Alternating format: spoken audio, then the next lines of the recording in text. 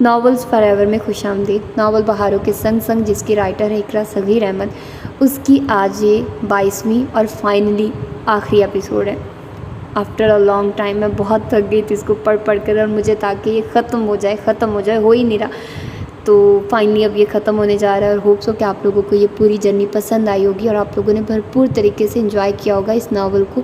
مجھے تو پسند تھا، اسی لیے میں نے آپ لوگوں کو سنایا ہے، اور آپ لوگوں کو بھی پسند آیا ہوگا۔ تو آئیے جلدی سے سٹارٹ کرتے ہیں اب اس لاسٹ ایپیسوڈ کو، اور دیکھتے ہیں کہ اس میں کیا ہوتا ہے۔ آنے والا وقت ہمارے لیے اپنے دامن میں خوشیوں کی سوغاتیں لا رہا ہے، یا مصائب و تکالیف کے انبار۔ انسان اپنے کل سے ہمیشہ ہی لا علم رہتا ہے، کیسے کیسے بھیانک اور ناقابل یقین حادثے اس کی ذات پر گزر گئے تھے۔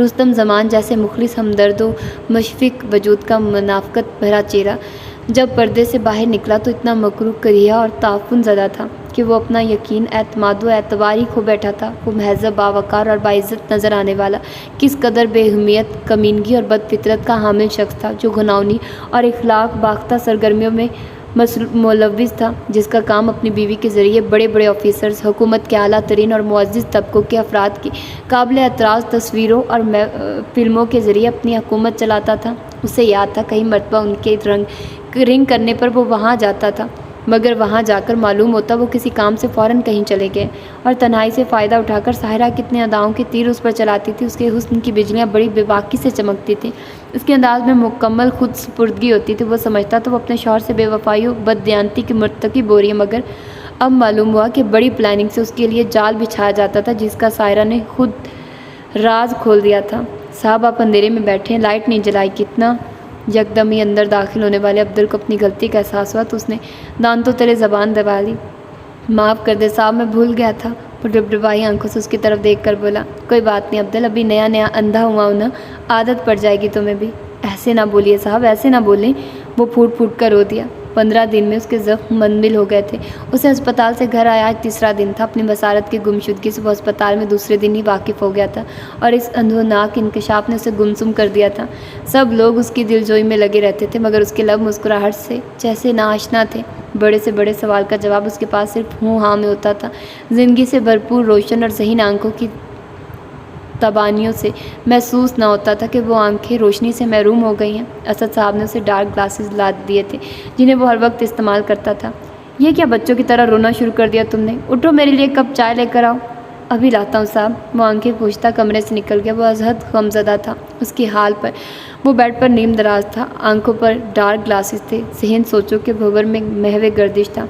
آپ دشمنوں کے ہاتھوں بے خبری میں گھائل ہو جائیں تو ملال ایک مدت بعد ختم ہو جاتا ہے۔ وہ شخص جسے آپ ایمان کی حد تک چاہتے ہیں اور وہیں آپ کو کن چھری سے اذیت ناک موت مارے تو صدیوں تک روح حیرانی و بے یقینی کے سراب میں محو یاس بنی بھٹکتی رہتی ہے۔ ہسپتال میں نبیل نے اسے وہ خبر سنائی تھی۔ یہ حادثہ اس کے جسم و روح کو گھائل کر گیا تھا۔ رستم زمان اور ان کی بیوی کو کسی ویران کھنڈر نما گھر میں نامعلوم افراد نے قتل کر دیا تھا۔ رستم زمان کو گولیاں مار کر ہلاک کیا گیا تھا، جبکہ ان کی بیوی کی موت اونچائی سے گرنے کے باعث ہوئی تھی۔ پولیس نے نامعلوم افراد کے خلاف رپورٹ درج کر کے مجرموں کی تلاش شروع کر دی تھی۔ جگہ جگہ چھاپے مارے جا رہے تھے، کافی تعداد میں مشتبہ لوگوں کو گرفتار کیا گیا تھا۔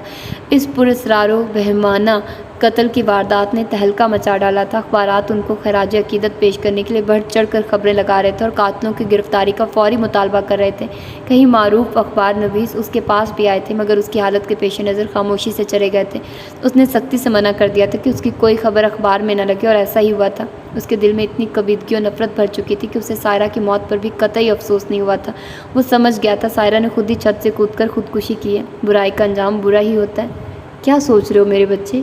اماں جان کمرے میں داخل ہوئی تھی، اس کی طرف بڑھتی بڑی دل گرفتگی سے گویا ہوئی۔ ان کی ساری اکڑ، تنہا غصہ، سرد مزاجی غائب ہو چکی تھی۔ کچھ نہیں اماں جان، سوچتے وہ ہیں جو کچھ کر سکتے ہیں۔ میں تو اس کی یاسیت میں ڈوبی آواز ابھری۔ ایسے نہیں کہتے میرے بچے، میرے لال، تم سب کچھ کر سکتے ہو، سب کچھ۔ پڑھتے جذبات سے انہوں نے اس کی پیشانی چومی۔ اس کی آنکھوں کے گھور اندھیرے ان کی رگ رگ کو زخمی کر رہے تھے۔ اسی دم فوزیہ بیگم اندر داخل ہوئی تھی، خاموش، گمسم، سوگوار و اداس وجود لیے۔ بہو سنبھالو خود کو، اس طرح ہمت و حوصلہ نہیں ہارتے۔ اللہ کی ذات سے مایوسی تو گناہ ہے۔ ڈاکٹرز لوگ پر امید ہیں کہ آپریشن کے بعد انشاءاللہ اسامہ دیکھنے لگے گا۔ میں ہر وقت یہی دعا کرتی ہوں اللہ وہ دن جلد از جلد لائے۔ وہ بھرائی ہوئی آواز میں بولی۔ ممی آپ کھڑی کیوں ہیں؟ بیٹھیے نا میرے پاس۔ سامن نے ان کی طرف چہرہ کیا۔ کیا آپ کو معلوم ہے میں کھڑی ہوں؟ وہ حضرت حیرانی سے اس کے سیاہ چشمے کو دیکھنے لگے۔ جی ممی، جب ظاہری آنکھیں بند ہو جاتی ہیں تو باطنی آنکھیں کھل جاتی ہیں، پھر محسوسات ہی بصارت کا کام دیتے ہیں۔ آپ کا لمس مجھ سے دور ہے، مگر آپ کی آواز کی خوشبو مجھے بتا رہی ہے آپ مجھ سے کتنے فاصلے پر کھڑی ہیں۔ اس کے لبوں پر مجروح مسکراہٹ تھی۔ اس انداز میں بات نہ کیا کریں ورنہ میرا دل بند ہو جائے گا۔ فوزیہ بیگم اس سے لپٹ کر رو پڑی تھی۔ اماں جان نے بھی خاموشی سے بہہ جانے والے آنسوؤں کو صاف کیا۔ کیا ہو گیا یار، جسے دیکھو اداس اداس بیٹھا ہوا ہے، ایسا لگتا ہے جیسے ہنسنا مسکرانا سب فروخت کر چکے ہیں۔ شمیر اندر کمرے سے نکلا تو انہیں خاموش بیٹھا دیکھ کر گویا ہوا، آپ خاندان پر گزرنے والی قیامت سے بے خبر تو نہیں ہیں، پھر بھی ایسا کہہ رہے ہیں؟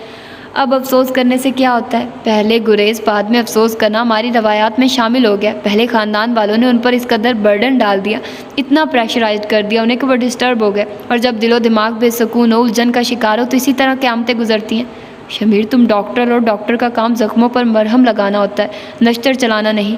میں نشتر نہیں چلا رہا بھابھی، برحق بات کہہ رہا ہوں۔ وہ حضرت سنجیدہ تھا، خلاف معمول۔ بہرکیف جو ہو گیا سو ہو گیا، گزرا وقت پڑتا نہیں۔ دانش مندی یہ نہیں کہ ہم کل کے پچھتاووں میں اپنے آج کو بھی گوا دیں، عقل مندی یہی ہے کہ پہلی ٹھوکر پر ہی سنبھل کر منہ کے بل گرنے سے بچ جائیں۔ جس طرح کانٹوں میں گلاب چبھے ہوتے ہیں، بالکل اسی طرح کچھ دکھوں میں بھی مسرتیں پنہاں ہوتی ہیں۔ ساما بھائی کی آنکھوں کی قربانی نے لائبہ کو مسرت بخشی ہے۔ میرا مقصد اماں جان نے اسے اپنا خون تو مان لیا، وہ بھی پوری سچائی اور محبت کے ساتھ۔ ان کی بند آنکھوں نے اماں کی محبت بھری آنکھیں کھول دی۔ اس لحاظ سے دیکھا جائے تو انہوں نے بہت نیکی کا کام کیا ہے۔ نابینا ہو کر بلو کارپٹ پر لائبہ شاکنگ پنک لان کے کرتے شلوار میں ملبوس خاموش بیٹھی تھی۔ وہ اس کے قریب گھس کر بیٹھ گیا۔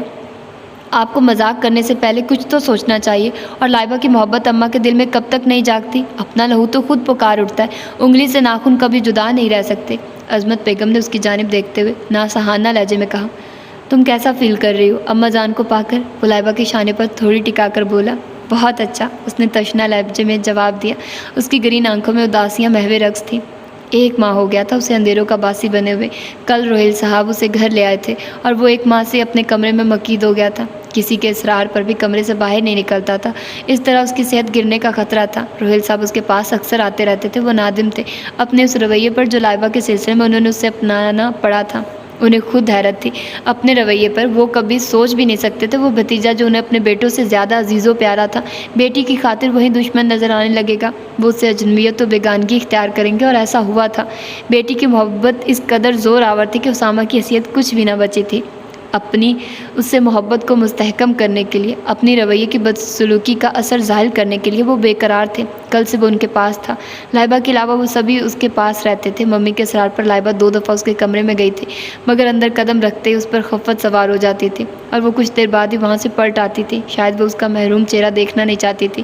ہسپتال میں بھی وہ اس کی بے ہوشی کے دوران میں گھر چلی آئی تھی۔ عظمت بیگم وہاں رک گئی تھی۔ کئی بار اس نے چاہا کال کے ذریعے اس کا احوال معلوم کرے، مگر فون کے ذریعے پہنچتے ہی ارادہ بدل جاتا۔ کیا ہو رہا ہے یار؟ ارشد اچھے موڈ میں کمرے میں داخل ہوا تھا اور پرانے انداز میں اس کے قریب جڑ کر بیٹھ گیا تھا۔ تم آج بھی آفس نہیں گئے؟ ساما اپنا اگلا سوال گلا درست کرتا ہوا مخاطب ہوا۔ نمیل بھائی اور شمیر کو تو تم نے بھیج ہی دیا ہے، میں نہیں گیا۔ اب تمہیں تنہا چھوڑ کر چلا جاتا؟ اس طرح ہوتا رہا تو میں ایزی فیل نہیں کر سکتا۔ میری خاطر بزنس بیک ڈاؤن کر رہے ہو؟ تمہاری سوچ غلط ہے، یہ خود غرضی ہے کہ تمہیں اس طرح چھوڑ کر اپنی دنیا میں مگن ہو جائیں۔ نہیں، یہ خود غرضی نہیں، دستور دنیا ہے۔ تم کب تک میری خاطر اپنا وقت، اپنا بزنس خراب کرتے رہو گے؟ تم گھروں جیسی باتیں کیوں کر رہے ہو؟ شاید تم مجھ سے ابھی تک ناراض ہو، میں نے تم پر زیادتیاں بھی تو بہت کی ہیں۔ پلیز اسامہ، مجھے معاف کر دینا۔ مجھے شرمندہ مت کرو یار، زیادتیاں تم نے کی، ادھار میں نے بھی نہیں رکھا۔ یہ تمہارا ظرف ہے کہ میری زیادتیاں بلا کر معافی مانگ رہے ہو، بلکہ معافی تو چھوڑو یار، جو یادیں تکلیف میں مبتلا کریں انہیں بھلا دینا ہی بہتر ہوتا ہے۔ ہم سمجھیں گے ہمارے درمیان آج سے پہلے کچھ ہوا ہی نہ تھا۔ ارشد اس کا ہاتھ اپنے ہاتھ میں لے کر مضبوط لہجے میں بولا، بی بی جی صاحب کو چائے دے آئیں۔ آپ؟ دلہن بی بی نے کہا ہے، وہ سیف کو سلا رہی ہیں۔ چھوٹی دلہن بی بی اپنے کمرے میں ہے، بیگم صاحبہ مارکیٹ گئی ہوئی ہیں۔ بوا ہاتھ میں ٹرے لیے اس کے پاس چلی آئی، چائے کے لوازمات سے ٹرے بھری ہوئی تھی۔ وہ ہاتھ میں پکڑا میگزین تکیے پر رکھ کر استجابی انداز میں بولی، جی بی بی جی، آپ کو ہی بولا ہے۔ ادھیڑ عمر بوا نے پوری بدتیسی کی نمائش کی۔ اچھا آپ یہاں رکھ دیں۔ بوا برتن سینٹر ٹیبل پر رکھ کر چلی گئی۔ اس نے دھڑکتے دل سے دروازے پر دستک کے لیے ہاتھ بڑھایا تھا، مگر دروازہ تھوڑا کھلا تھا۔ وہ بغیر دستک دیے پردہ ہٹا کر اندر چلی آئی۔ بھاری پردوں نے اندر اندھیرا پھیلا رکھا تھا، اے سی کی ٹھنڈک سے ماحول خوشگوار تھا۔ روشن ایڈمائر نے فضا کو معطر و پرسکون کر رکھا تھا۔ وہ بیڈ پر نیم دراز امجد اسلام امجد کی چشم تماشا ہاتھوں میں پکڑے بہت انہماک سے اس پر جھکا ہوا تھا۔ رہبت سراسماں ہو گئے۔ کون ہے؟ اس نے کتاب ایک طرف رکھتے ہوئے دیوار کی سمت دیکھتے ہوئے استفسار کیا۔ چائے کے برتن کی آواز پر وہ متوجہ ہو گیا تھا۔ اس کا انداز دیکھ کر وہ اپنی غلط فہمی پر شرمندہ ہو گئی۔ میں چائے لائی ہوں آپ کے لیے۔ صوفے کے قریب رکھی میز پر وہ چائے کے لوازمات رکھتی ہوئی بولی۔ تمہیں یہ نہیں معلوم کسی کے روم میں داخل ہونے سے قبل اجازت لی جاتی ہے؟ بیگانگی بھرا درست لہجہ تھا۔ دروازہ کھلا ہوا تھا اس لیے۔ اس نے خشک ہونٹوں پر زبان پھیری۔ خوش فہمی ہے تمہاری، دروازہ کبھی کھلا ہوا تھا مگر اب بند ہو چکا ہے، وہ زمانی لہجے میں بولا۔ چائے لے لیں؟ اس نے مگ اس کی جانب بڑھایا۔ اسے محسوس ہو رہا تھا ڈارک گلاسز کے پیچھے سے اس کی قہر آلود نگاہیں جیسے ابھی بھی اسے گھور رہی ہوں، جن کی تپش سے وہ کنفیوز ہو رہی تھی۔ وہ چاہنے کے باوجود اس کی طرف نگاہ نہ کر پا رہی تھی۔ تھینکس۔ اس نے مگ لینے کے لیے ہاتھ بڑھایا تو مگ کے بجائے اس کا ہاتھ اس کے ہاتھ میں آ گیا تھا۔ ایک عجیب سی سنسنی اس کے رگوں پہ میں دوڑ گئی تھی، جبکہ اس نے اطمینان سے اس کے مرمری نازک سے گلابی ہاتھ پر اپنی گرفت مضبوط کر رکھی تھی۔ یہ میرا ہاتھ ہے۔ گھبراہٹ اور پریشانی سے وہ متوش تھی۔ او سوری، میں اندھا ہوں، کم از کم آپ تو آنکھوں والے کام کیجیے۔ اس نے کلائی چھوڑ کر سنجیدہ لہجے میں اسے مورد احترام ٹھہرایا اور قدرے سنبھل کر مگ پکڑا تھا۔ وہ حیران رہ گئی تھی۔ آنکھوں کے ساتھ ساتھ کیا محسوسات بھی وہ کھو بیٹھا تھا جو اس کے ہاتھ اور چائے کے مگ میں فرق محسوس نہ کر سکا۔ اس کے اندر کھٹک تھی۔ ہمت کر کے اس نے مشتبہ نگاہوں سے اس کے ڈارک گلاسز کو دیکھا۔ ایسے کیا گھور گھور کر دیکھ رہی ہو؟ جاؤ اب۔ وہ چائے پیتے ہوئے گھر آیا کہ کیا آپ؟ حیرانی در حیرانی سے وہ اچھل کر کھڑی ہو گئی تھی۔ چڑ ہے مجھے تمہارے اس طرز گفتگو سے، خواہ مخواہ لفظوں کو چکنا چور کر دیتی ہو۔ آپ کو نظر آ رہا ہے؟ وہ اس کی طرف سے مشکوک ہو گئی تھی۔ کیا مطلب؟ یہ کیسا سوال ہے؟ اس کا انداز تمسخرانہ تھا۔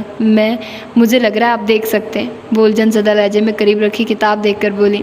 اس نے ہمارے زخم کا کچھ یوں کیا علاج، مرہم بھی گر لگایا تو کانٹوں کی نوک سے۔ اس نے بڑے پرسوز انداز میں شعر پڑھا۔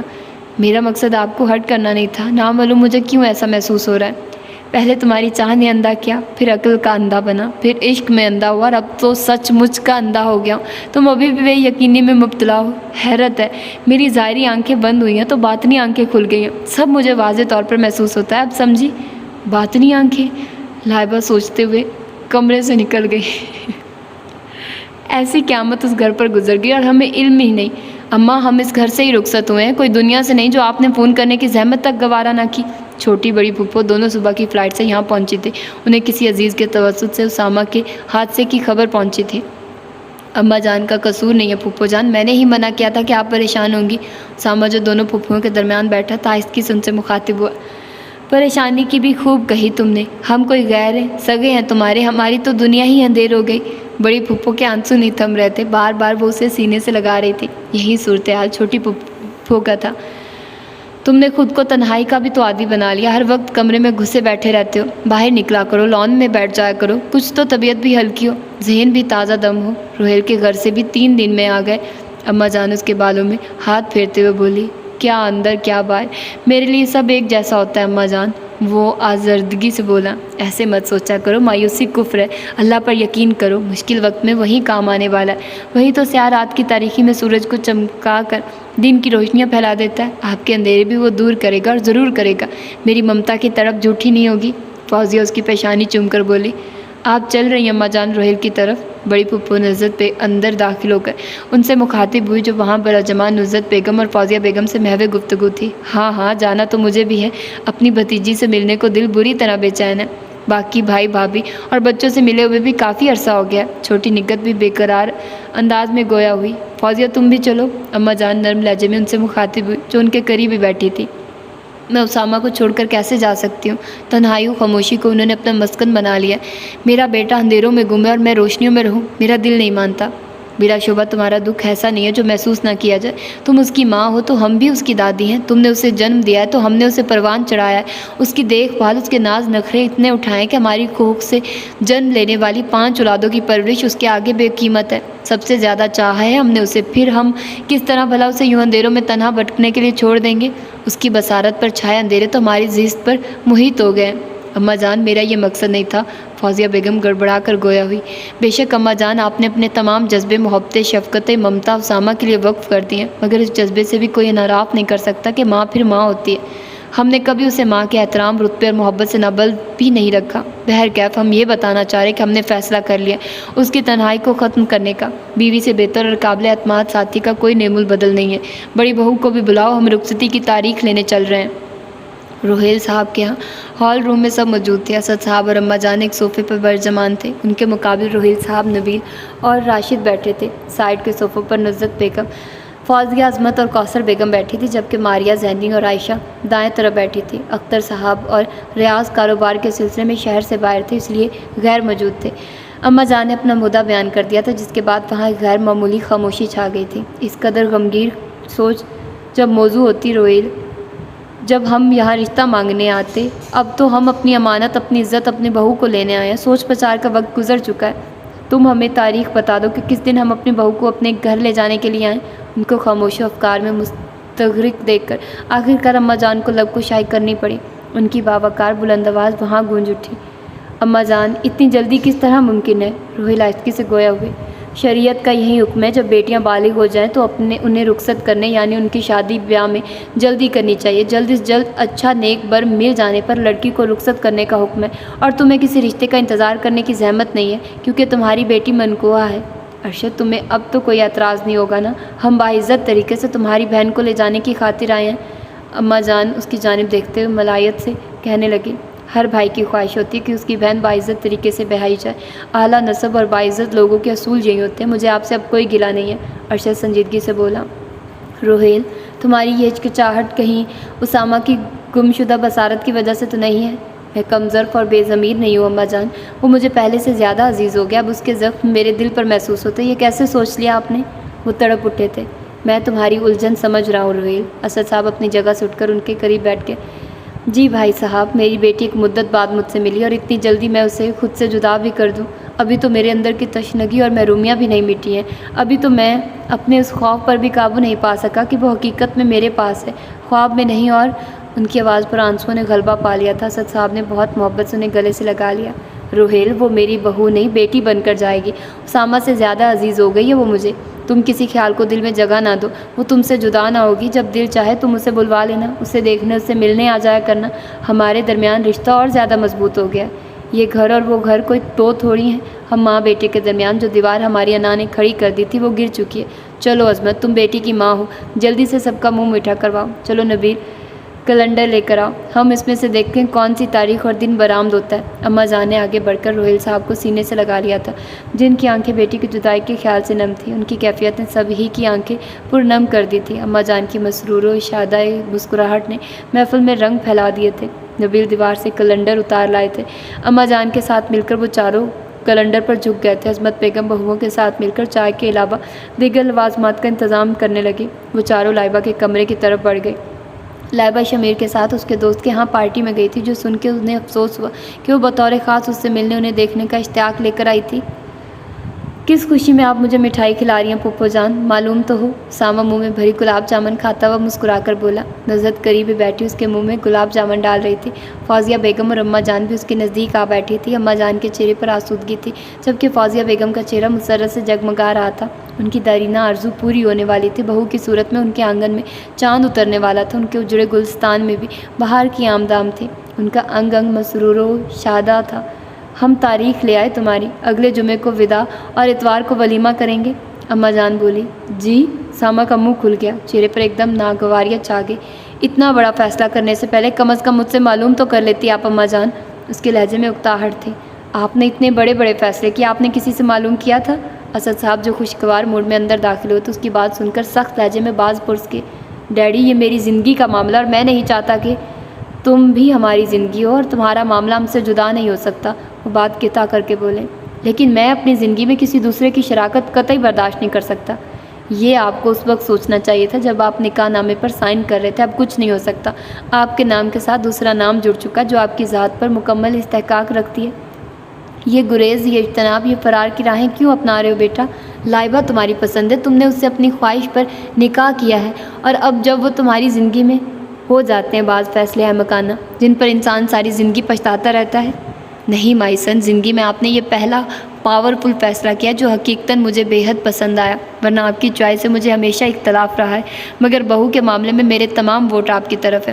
وہ لڑکی واقعی ہماری بہو بننے کے قابل ہے۔ اس کی کم سنی میں اس قدر متانت، بردباری، سنجیدگی اور پروقار شخصیت نے مجھے گرویدہ بنا لیا۔ ایسے دور میں ایسی لڑکی نایاب ہے۔ بس اب آپ یہ گیم بھی ختم کیجیے، جو ہم نے جس مقصد کے لیے کھیلا تھا وہ پورا ہو گیا۔ اسد صاحب نے آگے بڑھ کر بہت ڈرامائی انداز میں اس کی آنکھوں سے گگلز اتارے تھے۔ کیا فوزی اور نزت مارے وہ اخراہٹ کے کھڑی ہو گئی تھی۔ ساما ندامت سے مسکراتے ان کی جانب دیکھ رہا تھا۔ اس کی ہیرو کی طرح جگمگاتی آنکھوں میں زندگی سے بھرپور چمک تھی۔ سوری اماں جان، وہ ایک جذب کے عالم میں ان کی جانب بڑھا تھا جو متحیر سی اسے دیکھ رہی تھی۔ مسرت، حیرانی اور استعجاب ان کے چہرے پر فروزہ تھا۔ یہ سب کیا ہے؟ ہماری محبت اور ممتا کو آزمانے کا کون سا ڈھونگ تھا یہ سب میرے کہنے پر ہوا اماں جان۔ آپ کی ناراضگی و خفگی بجا ہے، مگر آپ کے دل میں لائبہ کی محبت بیدار کرنے کے لیے میں نے ہی یہ تجویز سوچی تھی۔ حالانکہ اسامہ راضی نہیں تھے یہ گیم کھیلنے کے لیے، مگر میرے حکم پر مجبور ہو گئے تھے۔ اسد صاحب سنجیدگی سے بولے، اتنا خون تو خود بول اٹھتا ہے، وہ کب تک مجھ سے دور رہ سکتی تھی؟ خون کی کشش اسے کبھی نہ کبھی مجھ تک لے ہی آتی، مگر تم نے یہ تماشا کر کے ہماری محبت اور جذبوں کی توہین کی ہے۔ آپ کو رنج ہوا، اس پر میں ازحد شرمندہ اور معافی کا خواستگار بھی، مگر اماں جان سوچئے کیا حالات تھے۔ ہمارا خاندان ٹکڑے ہو رہا تھا، بھائی سے بھائی چھوٹ رہا تھا، اور اگر خدا نہ خواستہ طلاق تک نوبت پہنچ جاتی تو آپ سمجھ سکتے ہیں کچھ بھی باقی نہ بچتا۔ میں نے سوچ سمجھ کر فیصلہ کیا تھا۔ اسد صاحب ان کے تنے ہوئے ناراض چہرے کو دیکھ کر صفائی پیش کرنے لگے۔ اسد درست کہہ رہے اماں، آپ کو اور دوسروں کو تکلیف تو ہوئی جو یقیناً اس خوشی سے زائل ہو جائے گی، مگر وہ صورتحال پیش آ جاتی تو آپ سمجھیے واقعی عظیم صحنہ اور رونما ہو جاتا جس کا تدارک قطعی ناممکن تھا۔ ہمیشہ کے لیے ہمارا خاندان 2 حصوں میں بٹ جاتا۔ نزرت بیگم نے فراغ دلی سے بھائی کی حمایت لی۔ اماں کے چہرے پر آہستگی سے نرم مسکراہٹ بکھرنے لگی۔ اور تمہیں کیا سزا دوں؟ اپنے باپ کی سازش سے مجھے چپکے سے آگاہ نہیں کر سکتے تھے؟ انہوں نے مسکراتے اسامہ کا کان پکڑا۔ سازش ہی آپ کے خلاف تھی تو آپ کو آگاہ کس طرح کر سکتے تھے؟ اسد صاحب مسکراتے ہوئے بولے تو نزرت و فوزیہ بے ساختہ ہنس پڑی تھی۔ اماں نے محبت سے اسامہ کو گلے لگا لیا۔ نبیل نے گمسم بیٹھی لائبہ کو بغور دیکھا اور پھر اس کی آنکھوں میں چمکتے آنسوؤں کی نمی اسے تڑپا گئی تھی۔ اس نے اسے سینے سے لگا لیا اور وہ جو ضبط کے مراحل سے گزر رہی تھی اس کی مشفق و محبت بھری آغوش میں پگھل گئی۔ ضبط کے تمام بندھن ٹوٹ گئے تھے۔ آنسو ٹوٹے ہوئے بہار کے موتیوں کی طرح گرنے لگے۔ شمیر کے دوست کے ہاں پارٹی میں بہت دیر ہو گئی تھی۔ 12 بجے کے بعد وہ دونوں گھر میں داخل ہوئے تھے۔ شمیر اسی وقت ہسپتال روانہ ہو گیا تھا کیونکہ کسی ایمرجنسی کے باعث اسے وہاں سے کال کیا گیا تھا اور وہ اسے گیٹ کے اندر چھوڑ کر جا چکا تھا۔ گھر میں اس نے معمول سے زیادہ چہل پہل اور رونق دیکھی تھی۔ عائشہ بھابی کچن میں ڈنر سیٹ ٹریک میں لگا رہی تھی جو ملازمت ہو کر گئی تھی۔ زینی بھی ان کی مدد کر رہی تھی۔ آ گئی، کیسی رہی پارٹی؟ عائشہ اسے دیکھ کر مسکراتے ہوئے بولی، بہت اچھی، مگر یہ ڈھیروں کراکری کیوں استعمال ہوئی ہے؟ وہ شدید حیران تھی۔ مہمان آئے تھے تمہیں لے جانے کے لیے دن مقرر کرنے؟ عائشہ مسکرا کر شرارت سے گویا تھی۔ میں سمجھی نہیں بھابھی، کون مہمان؟ اس کے چہرے کا رنگ متغیر ہو گیا تھا۔ تمہارے سسرال والے، زینی نے ہنستے ہوئے کہا۔ زینی کا رویہ اس کے ساتھ نارمل ہو گیا تھا۔ جب سے اسے حقیقت کا ادراک ہوا تھا وہ خود ہی شرمندہ و خجل ہو گئی تھی اپنی غلط فہمی پر۔ اس نے چند لمحے عائشہ کی جانب دیکھا اور پھر خاموشی سے اپنے کمرے میں آ گئی۔ پاؤں سے میرون گولڈن تلے برقعے خود سے اتار کر ریک پر رکھے اور آ کر بیڈ پر بیٹھ گئے۔ دل و دماغ عجیب سی کیفیت کا شکار ہو گئے تھے۔ یک بیک سناٹے اور شور اس کے وجود میں اترنے لگے تھے۔ کچھ دیر بعد نبیل دروازہ نوک کر کے اندر داخل ہوا تھا اور وہ اس کے سینے سے لگی آنسو بہا رہی تھی۔ دیکھو بیٹا، ایک دن ایسا ہر لڑکی کی زندگی میں آتا ہے جب اسے ماں باپ، بہنوں بھائیوں اور اپنے گھر کو چھوڑ کر جانا ہوتا ہے، اور ایسی لڑکیاں خوش بخت کہلاتی ہیں۔ نبیل اس کے آنسو صاف کرتے ہوئے بولا۔ اسی اثنا میں ارشد بھی وہاں آ گیا تھا اور اس کے نزدیک بیٹھ گیا تھا۔ اور ہماری بہن جیسی لڑکی جس گھر میں جاتی ہے وہاں وہ گھر جگمگا اٹھتا ہے۔ خوش نصیب ہے فوزیہ چچی جنہیں تمہاری جیسی بہو مل رہی ہے۔ ارشد نے اس کا سر اپنے سینے سے لگایا۔ ہسپتال سے جب اسامہ کے ایکسیڈنٹ کی اطلاع آئی تھی اس وقت میں نے تمہارے چہرے کی پریشانی اور آنسو بہاتی آنکھوں میں وہ سب کچھ پڑھ لیا تھا جس کا اظہار تم شاید تاحیات نہ کر پاتی، اور اسی لمحے میرے دل سے اسامہ کے خلاف تمام شکوے، شکایت، غلط فہمی اور نفرت ہوا ہو گئی تھی۔ ہم سب کی خواہش یہی ہے چندہ کہ تمہیں ڈھیروں مسرتیں ملے، اتنی چاہتیں، اتنی محبتیں کہ ان کے لیے تمہارا دامن کم پڑنے لگے، اور انشاءاللہ ایسا ہی ہوگا۔ ڈاکٹرز بہت پر امید ہے جلدی اس کا آپریشن ہو جائے گا اور بصارت اسے مل جائے گی۔ ارشد نے پانی پلاتے ہوئے اسے سمجھایا۔ وائٹ پیلس کا گوشہ گوشہ بقیہ نور بنا ہوا تھا۔ خوبصورت روشنیوں سے در و دیوار کے علاوہ طویل و عریض لانس میں لگے درختوں اور پودوں کی شاخوں پتوں پر بھی कुमकुमे जगमगा उठे। मेहमानों की आमदोरफ्त शुरू हो चुकी थी। अंदर ढोलक, डफली और तालियों की गूंज में गाने और कहके बिखरे हुए थे। वो कार पार्किंग लॉट में खड़ी करके अपने इस खुफिया रास्ते से कमरे में गया था जो सिर्फ वही इस्तेमाल करता था। कमरे में आकर उसने कार की चाबी साइड टेबल पर फेंकी, बल्कि पेशावरी चप्पल उतारकर कालीन पर चलता हुआ सोफे पर बैठ गया। उसके वजीहा चेहरे पर तफक्कुरात चुस्पा थे। साहिरा की दी हुई हदायत पर वो आज बल्कि 1 घंटा कबल बैंक गया था और वहाँ लॉकर से उसे वीडियो के बजाय वाइट सादा लिफाफा मिला था। वो लिफाफा देखकर ज़हनी तौर पर उलझ गया था। वापसी उसकी तेज़ रफ्तारी से हुई थी। वो जल्द से जल्द उस लिफाफे में मौजूद तहरीर को पढ़ लेना चाहता था। उसी वजह से उसने वो रास्ता इख्तियार किया था। वास्किट की जेब से उसने लिफाफा निकालकर चाक किया और अंदर से गुलाबी कागज़ फिसलकर उसके हाथों में आ गया। वो इन्हमाक से उस तहरीर को पढ़ने लगा। उसके चेहरे पर तजस्सुस और इश्तियाक था। मेरे जज्बों को पाकीज़गी, निगाहों को हया का प्याम देने वाले मेरे मोहसिन, तस्लीमात। मुझे यकीन है जब आपको ये लेटर मिलेगा मैं अपने नापाक वजूद समेत ये दुनिया छोड़ चुकी होंगी। मुझ जैसी ज़रपरस्त ऐशो आराम की शदाई अपने हुस्न पर नाजा औरत का अंजाम यही होता है। दौलत की हवस ने मुझे घर वालों से बदजन करके मेरी आंखों पर तमा की पट्टी बांध दी थी। रुस्तम को मैं रोशन मीनार समझकर उसकी तरफ बढ़ी थी। दौलत, शोहरत, सरवत की मैं तमन्नाई थी। ख्वाहिशों की यलगार ने मुझे रुस्तम की बड़ी उम्र का भी ख्याल न होने दिया था। रुस्तम को पाकर मुझे यूँ लगा जैसे मैं ख्वाबों की दुनिया में आ गई हूँ। अच्छा खाना, बेहतरीन महल नुमा घर, मुलाजमों की फ़ौज जिन पर तनहा हुक्मरानी करती थी, गोल्ड और डायमंड्स की ज्वेलरी, इम्पॉर्टेंट ड्रेस सूट्स, घूमने फिरने के लिए न्यू मॉडल्स कारें और साथ ही रुस्तम की बेइंतहा मोहब्बतें, चाहते और नवाजिशों की बारिश में मैं पूर डूबी रहती। और जो अपने हुस्न की तारीफ़ व तौसीफ़ सुनना चाहती है, मेरा तो मनपसंद मशगला ही यही था। और रुस्तम ने जैसे मेरे जन्म की प्यास बुझा दी थी। वो इस अंदाज में मेरे हुस्न दिल रुबाई का शिकार हुआ। रुस्तम का असल चेहरा बहुत भयानक और गलीज़ था। मेरे ज़रिए उसकी शोहरत बढ़ने लगी, दौलत में इजाफा होता गया। शुरू में मैंने एहतजाज भी किया तो रुस्तम ने गैर महसूस तरीके से मुझे नशे का आदी बना दिया और रफ्ता रफ्ता मैं उसके रंग में रंगती गई।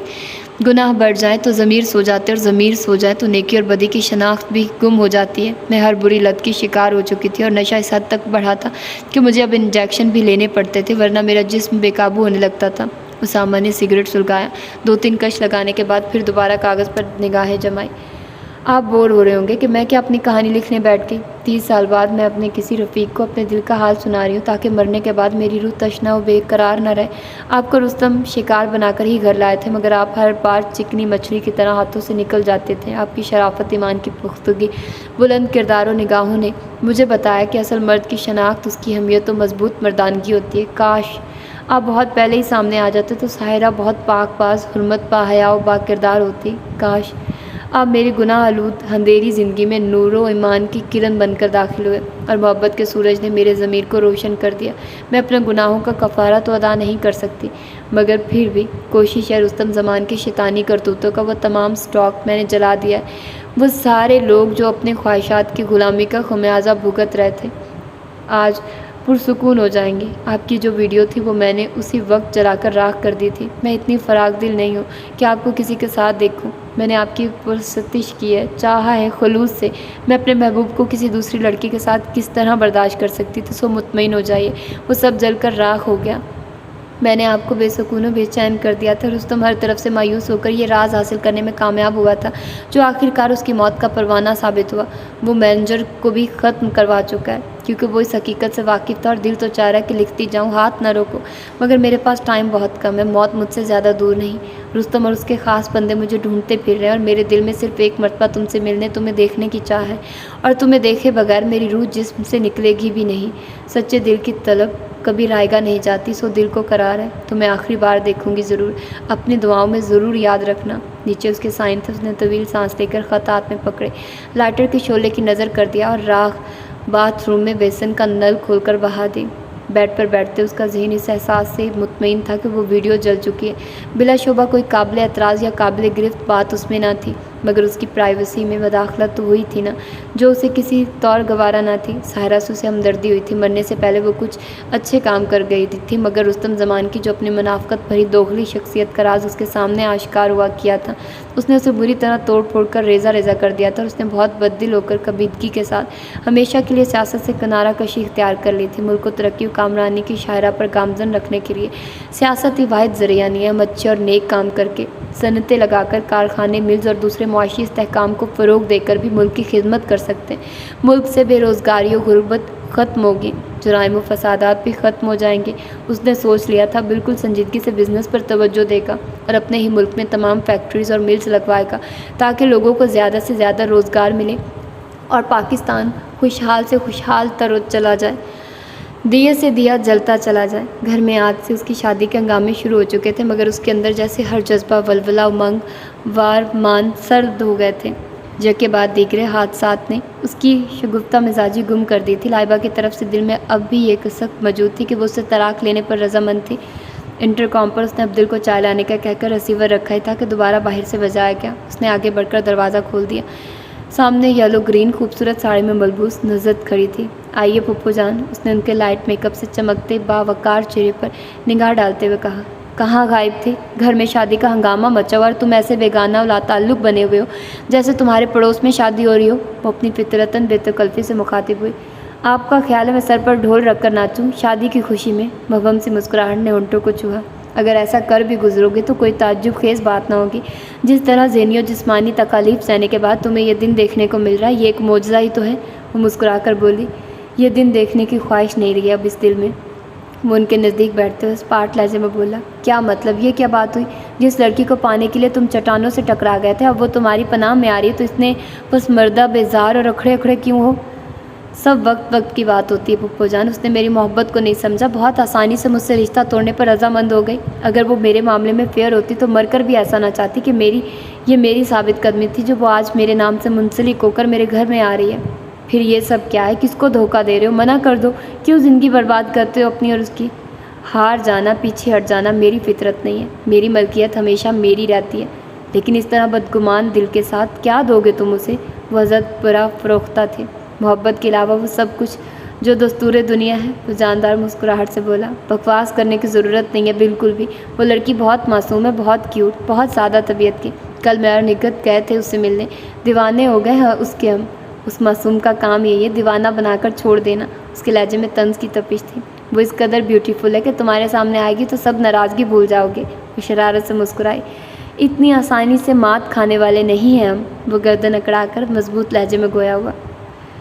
متھے دے چمکن وال میرے بنڑے دے، متھے دے چمکن وال میرے بنڑے دے، لاؤ نی لاؤ اینو شگنا دی مہندی، مہندی کرے ہتھ لال میرے بنڑے دے، متھے دے چمکن وال۔ ہال روم میں کارپٹ پر گویا آکاش سے پریاں اتر آئی تھی، چمکتی دمکتی رنگوں بو میں لپٹی، لہک چہک گاتی ہوئی لڑکیوں اور خواتین کی آواز ڈھولک اور ڈفلی اور تالیوں گونج رہی تھی۔ گانے کے دوران چھیڑ چھاڑ میں نکرئی کہکے بھی گونج اٹھتے تھے۔ نزت بیگم کی بہو رخسانہ درمیان میں بیٹھی ڈھولک بجا رہی تھی، سب سے بلند آواز انہی کی تھی۔ وہ بہت بڑھ چڑھ کر اسامہ کی شادی میں حصہ لے رہی تھی۔ رخسانہ، ناچنا آتا ہے یا صرف گانے ہی سناؤ گی؟ فوزیہ بیگم بولی۔ ممانی، ناچنا تو مجھے ایسا آتا ہے کہ آپ واہ واہ کر اٹھیں گی۔ وہ پرجوش انداز میں بولی۔ جی ہاں امراؤ جان، ادا انہی کی شاگردی تو رہی تھی۔ اندر آتا ہوا ولید مسکراتے ہوئے بولا۔ سوچ سمجھ کر بولا کرو ولید، ہماری بہو معزز خاندان سے تعلق رکھتی ہیں۔ اماں جان اسے سرزنش کرتی ہوئی بولی۔ وہ صوفے پر برجمان تھی۔ میں یہ بات دعوے سے کہہ سکتا ہوں کہ جو عورت ناچنا جانتی ہے وہ بآسانی شوہر کو بھی اپنے اشاروں پر نچاتی ہے۔ ولید مسمعی صورت بنا کر بولا تو وہاں بے اختیار کہکا پڑا تھا۔ رخسار اسے بری طرح گھور رہی تھی۔ پلیز پلیز لیڈیز، خاموش پلیز، پہلے ہمیں ویر سے یعنی اسامہ بھائی سے معلوم تو کر لینے دو کہ وہ گھوڑی چڑھنا پسند بھی کریں گے کہ نہیں۔ فیاض کی ایکٹنگ زدہ مداخلت پر محفل زعفران زار ہو گئی۔ ہاتھ میں زرد مال بنی کا بندڑا، اپٹن بھجورے ہریالے بنے اپٹن بھجورے، اپٹن کی خوشبو سنبھال بنی کا بندڑا، ہاتھ میں زرد رومال۔ بھابھی آپ کس دور کی بات کر رہی ہیں؟ ہریالے بنے اب کہاں دستیاب ہو سکتے ہیں جن سے اپٹن بھیجنے کی فرمائش کر رہی ہیں؟ ولید سے چھوٹے شہزاد نے درمیان سے اس کا جملہ پکڑ لیا تھا۔ ریاض اور ولید کے ساتھ لڑکیوں کی انسی بھی شامل ہو گئی تھی۔ رخسانہ ڈھولک چھوڑ کر کھڑی ہوگی بطور احتجاج۔ کیا ہوا بہو، کیوں ڈھول چھوڑ دیا؟ نزت جو اندر داخل ہو رہی تھی انہیں دیکھ کر بولی۔ یہ لوگ کوئی بھی گیت گانے نہیں دے رہے، سب ادھورے چھوڑنے پڑ رہے ہیں۔ یوں کہیے نا، آپ کو پورے آتے ہی کب ہیں؟ فیاض بھلا چونکنے والا تھا۔ بہت وقت ہو رہا ہے، پہلے رسم کر لی جائے، پھر ادھم مچاتی رہنا تم لوگ۔ اماں جان نے وقت دیکھتے ہوئے رسم کی طرف توجہ مبذول کروائی۔ پھر سب کو ہی وقت گزرنے کا احساس ہونے لگا۔ لائبہ کو 6 روز قبل مایوں بٹھا دیا گیا تھا۔ اماں جان کی خواہش اسامہ کو بھی پہلے مایوں بٹھانے کی تھی، مگر وہ مان نہیں رہا تھا اور انہوں نے بھی یہ سوچ کر زور نہیں دیا کہ لڑکے بھلا لڑکیوں کی طرح گھر میں تو گھس کر نہیں بیٹھ سکتے، اور وہ تو ویسے بھی بے چین روح تھا، آج بھی مشکلوں سے راضی ہوا تھا۔ انہوں نے یہی غنیمت جانا۔ روہیل صاحب کے یہاں سے عائشہ اور عصمت رسم میں آئی تھی، جبکہ زینی لائبہ کے پاس رک گئی تھی، سرخ جھلملاتے دوپٹے تلے، جس کے چاروں کونے دونوں پھوپھوؤں اور رخسانہ ماریہ نے پکڑ رکھے تھے۔ وائٹ کاٹن کے شلوار، میرون کرتے اور ہاف کوٹ میں ملبوس اسامہ فوزیہ بیگم اور کوثر بیگم کے ہمراہ چلا آ رہا تھا۔ پیروں میں زری کے کام کے خصے تھے، اس کے سرخ و سفید چہرے پر وجاہت اور تازگی تھی۔ مووی کیمروں کی روشنیوں سے دن کا سماں لگ رہا تھا۔ وہ درمیان میں رکھے سجے سجائے صوفے پر بیٹھ گیا، اس کے انداز میں بہت سنجیدگی و خاموشی تھی۔ اماں جان نے حسب دستور صدقے و خیرات کی اشیاء اور روپے اس پر سے وار کر غریبوں میں تقسیم کروائے تھے، پھر بسم اللہ پڑھ کر رسم ادا کرنے کا اشارہ کیا تھا۔ تمام رشتے کی بہنوں، بھاوجوں، چچی، تائی، مہمانیوں نے اسے مٹھائی کھلائی تھی۔ 1.5 گھنٹے بعد جا کر رسم اختتام پذیر ہوئی تھی اور وہ ان سے جان چھڑوا کر کمرے میں آ کر باتھ روم میں بند ہو گیا تھا۔ پیلے گھرارہ سوٹ پر پیلے بڑے سارے کرن لگے دوپٹے میں اس کا شاداب و کومل چہرہ سوگوار حسن کے تابانیوں سے فسو خیز تھا۔ بڑے کمرے کے ایک کونے میں قالین پر وہ فوم کی گدیوں اور تکیوں کے سہارے لیٹی ہوئی تھی۔ بہت خوبصورتی سے اس حصے کو سجایا گیا تھا، عارضی طور پر سرخ پردہ بھی پڑا ہوا تھا۔ آج چھٹا دن تھا اسے پیلے جوڑے میں ملبوس اس کونے میں مقید ہوئے۔ اماں جان 2 دن تک اس کے پاس رہی تھی، بہت محبت و خلوص کے ساتھ۔ دونوں پھوپھیوں نے بھی اس سے ملاقات کی ہوئی تھی، وہ اس قدر خلوص و اپنائیت سے ملی تھی کہ محسوس ہی نہیں ہوا پہلی مرتبہ مل رہی ہیں۔ ان کی حسن اخلاق کی وہ گرویدہ ہو گئی تھی، اور فوزیہ بیگم کا تو بس نہ چل رہا تھا کہ ابھی اٹھا کر اپنے ساتھ لے جائیں۔ وہ بار بار اسے گلے لگا کر چومتی تھی۔ مسرت اور پسندیدگی کا بے پایا اظہار ان کے ممتا بھرے لمس سے ہوتا تھا۔ ان کی محبت کا احساس اسے یہ ادراک دے گیا تھا کہ آئندہ وقت میں وہ ممتا بھری بے لوث و بے غرض آغوش میں رہیں گی۔ ان کے وجود سے مہک کی مہک آتی تھی۔ لائبہ کیا سوچ رہی ہو؟ چائے لو، زینی نے چائے کا مگ اسے پکڑاتے ہوئے کہا۔ آپ نے کیوں بھابھی زحمت کی؟ اس نے مگ لیتے ہوئے سادہ لہجے میں کہا۔ غیروں جیسی باتیں مت کرو ڈیئر، زینی خوش دلی سے اس کے نزدیک بیٹھتے ہوئے کہنے لگی۔ کتنا سناٹا محسوس ہو رہا ہے گھر میں، شور و غل کتنی جلدی جگہ بنا لیتے ہیں۔ دراصل ایک ہی خاندان کے 2 گھرانوں میں آپس میں شادیوں تو مہمان بڑھ جاتے ہیں۔ اتوار سے یہاں مائیوں کا ہنگامہ مچا ہوا تھا، آج اسامہ بھائی کی شامت ہے۔ زینی انجتے ہوئے میوے گفتگو تھی، جبکہ اسامہ کے نام پر اس کا دل نئے انداز میں دھڑکا تھا۔ دھڑکن البیلی تھی، نئے جذبوں، نئے احساسات، نئے محسوسات سے روشناس کرواتی ہوئی۔ وہ اس دھڑکن کو کوئی نام نہ دے سکی۔ لائبہ خاموش کیوں ہو؟ کیا مجھ سے ناراض ہو؟ میں نے زیادتیاں بھی تو بہت کی ہیں تمہارے ساتھ، مگر ان دنوں مجھ پر عجیب سی کیفیت سوار تھی۔ میں ایسی کوئی بات نہیں بھابھی، جو کچھ ہوا نادانی میں ہوا، آپ مجھے شرمندہ نہ کریں، میں آپ سے ناراض نہیں ہوں، وہ نرمی سے بولی تو زینی نے اسے سینے سے لگا لیا۔ بھابھی میں ڈیڈی سے ملنا چاہتی ہوں، اس نے آس بھرے لہجے میں کہا۔ یہ اپنی روایت ہے، مائیوں والے دن سے لڑکی رخصتی والے دن تک تمام مردوں سے پردہ کرتی، جن میں باپ اور بھائی بھی شامل ہوتے ہیں، اس نے رسانیت سے سمجھا۔ یہ فرسودہ روایات نہیں کہ باپ بھائی سے پردہ، پلیز اس وقت گھر میں کوئی نہیں ہے۔ اچھا چلو جلدی آنا، چچی اور بھابھی کے ساتھ مہمان واپس آ جائیں گے۔ وہ غرارہ سنبھالتی بمشکل اس کے ساتھ کمرے سے نکلی تھی۔ دالان، لاؤنج کمروں میں مہمانوں کا سامان بکھرا ہوا تھا۔ شادی کے گھروں میں افراتفری ملازماؤں کی بڑی تعداد کے باوجود پھیلی ہوئی تھی۔ وہ دونوں ہاتھوں سے غرارہ سنبھالتی ہوئی ان کے کمرے تک آئی تھی۔ دروازہ بند نہ تھا، پردہ بھی کھسکا ہوا تھا۔ بیڈ سوچوں میں گم، ارد گرد سے بے نیاز، بہت دل گرفتہ ملول، ازحد اداسی کی کیفیت ان پر طاری تھی۔ لائبہ کی آنکھیں آنسوؤں سے بھرنے لگی، جدائی کے احساس سے پارا پارا ہوتے دل کی سسکیاں اس کی زبان تک بڑھنے لگی۔ آہٹ اور ہینا کی خوشبو ہوا کے جھونکے کے ساتھ ان کی طرف بڑھی تو انہوں نے بے اختیار چونک کر دروازے کی طرف دیکھا۔ سامنے خاموشی سے آنسو بہاتی لائبہ کو دیکھ کر وہ حیرانی سے کھڑے ہو گئے تھے۔ ڈیڈی، وہ بھاگتی ان کی طرف بڑھی، آنسوؤں سے اس کی آواز رند گئی تھی۔ لائبہ کیا ہوا میری بیٹی؟ اس کے روتے سے سکتے وجود کو سینے سے لگاتے ہوئے وہ بولے۔ ڈیڈی، ہمارے درمیان فاصلے صرف اتنی مختصر مدت کے لیے ختم ہوئے تھے۔ ہمارے درمیان فاصلے کبھی نہیں رہتے میری جان، آپ ہمیشہ میرے دل میں رہی۔ جو دل میں رہتے ہیں وہ آنکھوں سے بھی اوجھل ہو کے دل سے اوجھل نہیں ہوتے۔ آپ مجھ سے دور نہیں جا رہی ہیں، میں سرخرو ہو گیا ہوں، ایک بوجھ سے آزاد ہو گیا ہوں آپ کی جھولی میں خوشیاں بھر کر۔ فاطمہ کی روح بھی بیٹی کو خوش دیکھ کر پرسکون ہو گئی ہوگی۔ اس کی آخری خواہش یہی تھی کہ اس کی جیسی محرومیہ اس کی بیٹی کو نہ ملے۔ آپ خوش ہونا بیٹی، انہوں نے اس کے آنسو صاف کیے۔ یہ خوش کیوں نہ ہوگی، بہت ساری خصوصیات کے علاوہ بہت زبردست ایکٹر بھی ہیں ان کے شوہر نامدار، انہوں نے سب لوگوں کو کس قدر بے وقوف بنایا ہے۔ شمیر اندر آتے ہوئے شوخی سے کہہ اٹھا۔ ان کے ساتھ آپ بھی شریک تھے، کبھی بتایا بھی نہیں کہ وہ اندھے پن کی ایکٹنگ کر رہے ہیں۔ زینی اندر آتے ہوئے مسکرا کر شمیر کو چھیڑنے لگی۔ زرق برق کپڑوں میں ملبوس لڑکیاں مہندی کا سامان پھیلائے سجانے میں بیٹھی لگی ہوئی تھی۔ ڈیگ فل آواز میں شور پھیلا رہا تھا، ساتھ ہی مہمانوں کی باتوں کی آوازیں کہہ کے ملازموں کی چکر پھیریاں۔ گھر گویا شور اور ہنگاموں گم ہو کر رہ گیا تھا۔ رسمی صحیح کثر میوزک پر ڈانڈیوں کی پریکٹس کرتی لڑکیوں نے پوری کر دی تھی، جو کام سے زیادہ کہہ کے لگا رہی تھی۔ عبدل، تمہارے صاحب کی تو شادی ہو رہی ہے، تو ان کے وہ کام تو اب ان کی بیگم کیا کرے گی جو تمہاری ذمہ داری تھی، تم اب عیش کرنا۔ نظرت عبدل سے مخاطب ہوئی، مجھے تو بہت خوشی ہے، صاحب کی شادی کی بہت ارمان تھا صاحب کو دلہا بنے دیکھنے کا۔ سلونے عبدل کا چہرہ مسرت سے دمک رہا تھا، جب سے اس نے شادی کا سنا تھا بہت مسرور تھا۔ عبدل میری زندگی کا لازمی جزو ہو گیا پھپھو جان، میں نے اسے فرم میں ملازمت دے دی، اب یہ گھر میں نہیں فرم میں کام کرے گا۔ ساما چائے پیتے ہوئے مخاطب ہوا، دیکھا کتنی ہوشیاری سے تمہیں انہوں نے اپنے اور بیگم کے درمیان سے نکالا ہے۔ فیاض مسکراتے ہوئے عبدل سے بولا تو وہ بھی مسکراتا ہوا چلا گیا۔ وقت دیکھو کیسے تیزی سے بھاگ رہا ہے، جیسے اس کی بریکیں فیل ہو گئی ہوں۔ نظرت ہاتھوں میں مہندی لگاتے ہوئے بولی، ساما سے پوچھیے، مجھ سے کہہ رہا تھا وقت کو نامعلوم کیا ہو گیا، آگے بڑھ ہی نہیں رہا، ایسا لگ رہا ہے جیسے جمعہ صدیوں بعد آئے گا۔ ریاض شرارت سے ساما کی طرف دیکھتے ہوئے بولا تو وہ سب ہنس پڑے۔ ساما بھی اسے گھورتے ہوئے دھیرے سے مسکرایا تھا، بس رہنے دو، آپ کی طرح بے صبر اور جلد باز نہیں ہو ساما، اپنی بتاؤ نا، شادی والے دن کیسے تمام گھڑیوں کا ٹائم آگے بڑھا دیا تھا؟ وہ تو تمہارے پھپھا نے کسی طرح اپنی ریسٹ واچ سنبھال لی تھی، ان کے ٹائم بتانے پر معلوم ہوا کہ بارات لے جانے میں بھی 2 گھنٹے باقی ہیں۔ یہ بے تو فیاض نے بعد میں کھولا کہ ٹائم تم نے آگے بڑھا دیا تھا۔ نظرت بیگم کے اس انکشاف پر بھرپور کہکے پڑے تھے۔ ریاض شرمندہ سا مسکرا دیا تھا، ساما کی دانش مندی کو داد دینی پڑے گی، اتنا ہوشیار انسان ہے، خاندان کے سب سے لاجواب پیس کو خاندان میں آنے سے پہلے ہی منتخب کر کے اپنے نام کی مہر لگا دی۔ ولید کی مصنوعی آہ کہہ کے بکھر گئے۔ ساما کے لبوں پر بھرپور مسکراہٹ نمودار ہوئی تھی۔ شرم کریں کچھ، لائبہ آپ کی بھابھی اور ساما بھائی کی بیوی ہے۔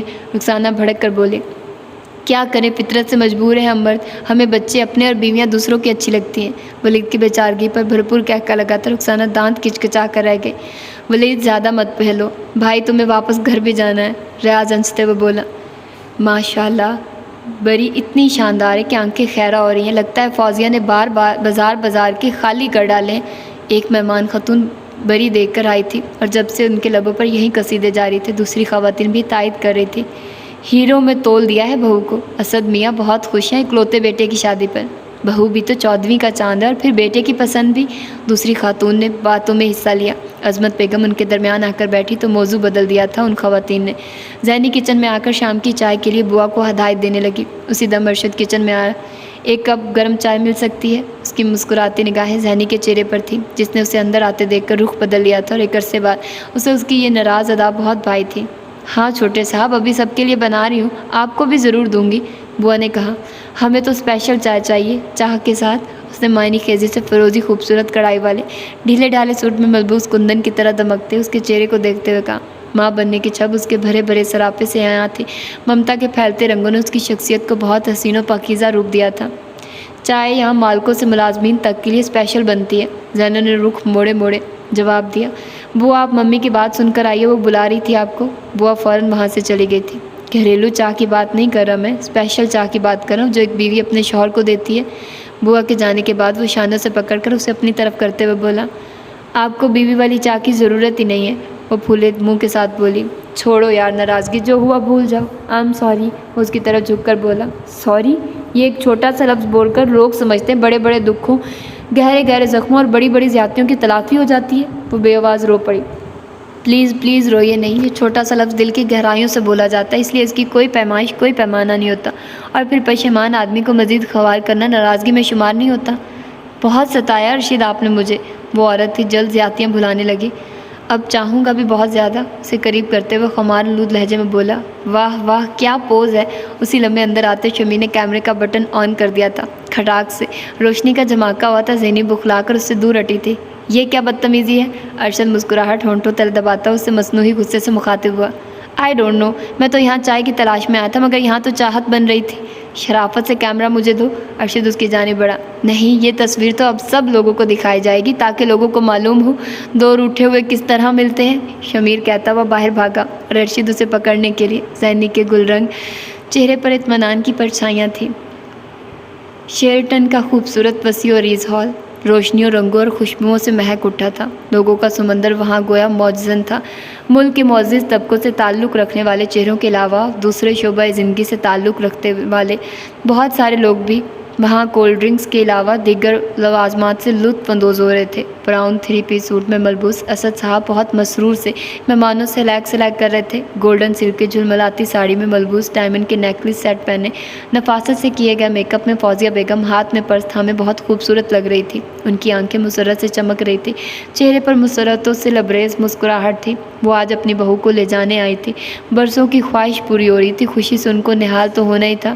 آج ملک فیملی کی سج دھج دیکھنے سے تعلق رکھتی تھی، ایک سے بڑھ کر ایک قیمتی اور فاخرانہ ملبوس حسن و رنگ کی فضا ہر سو چھائی ہوئی تھی۔ آج چہیتے پوتے کی شادی پر اماں جان نے اپنے مخصوص وائٹ لباس کے بجائے لائٹ آسمانی سلک کا کرتا شلوار پہنا تھا، جس کے دوپٹے اور کرتوں پر شیشوں کی دیدہ زیب اور ہلکی کڑھائی تھی۔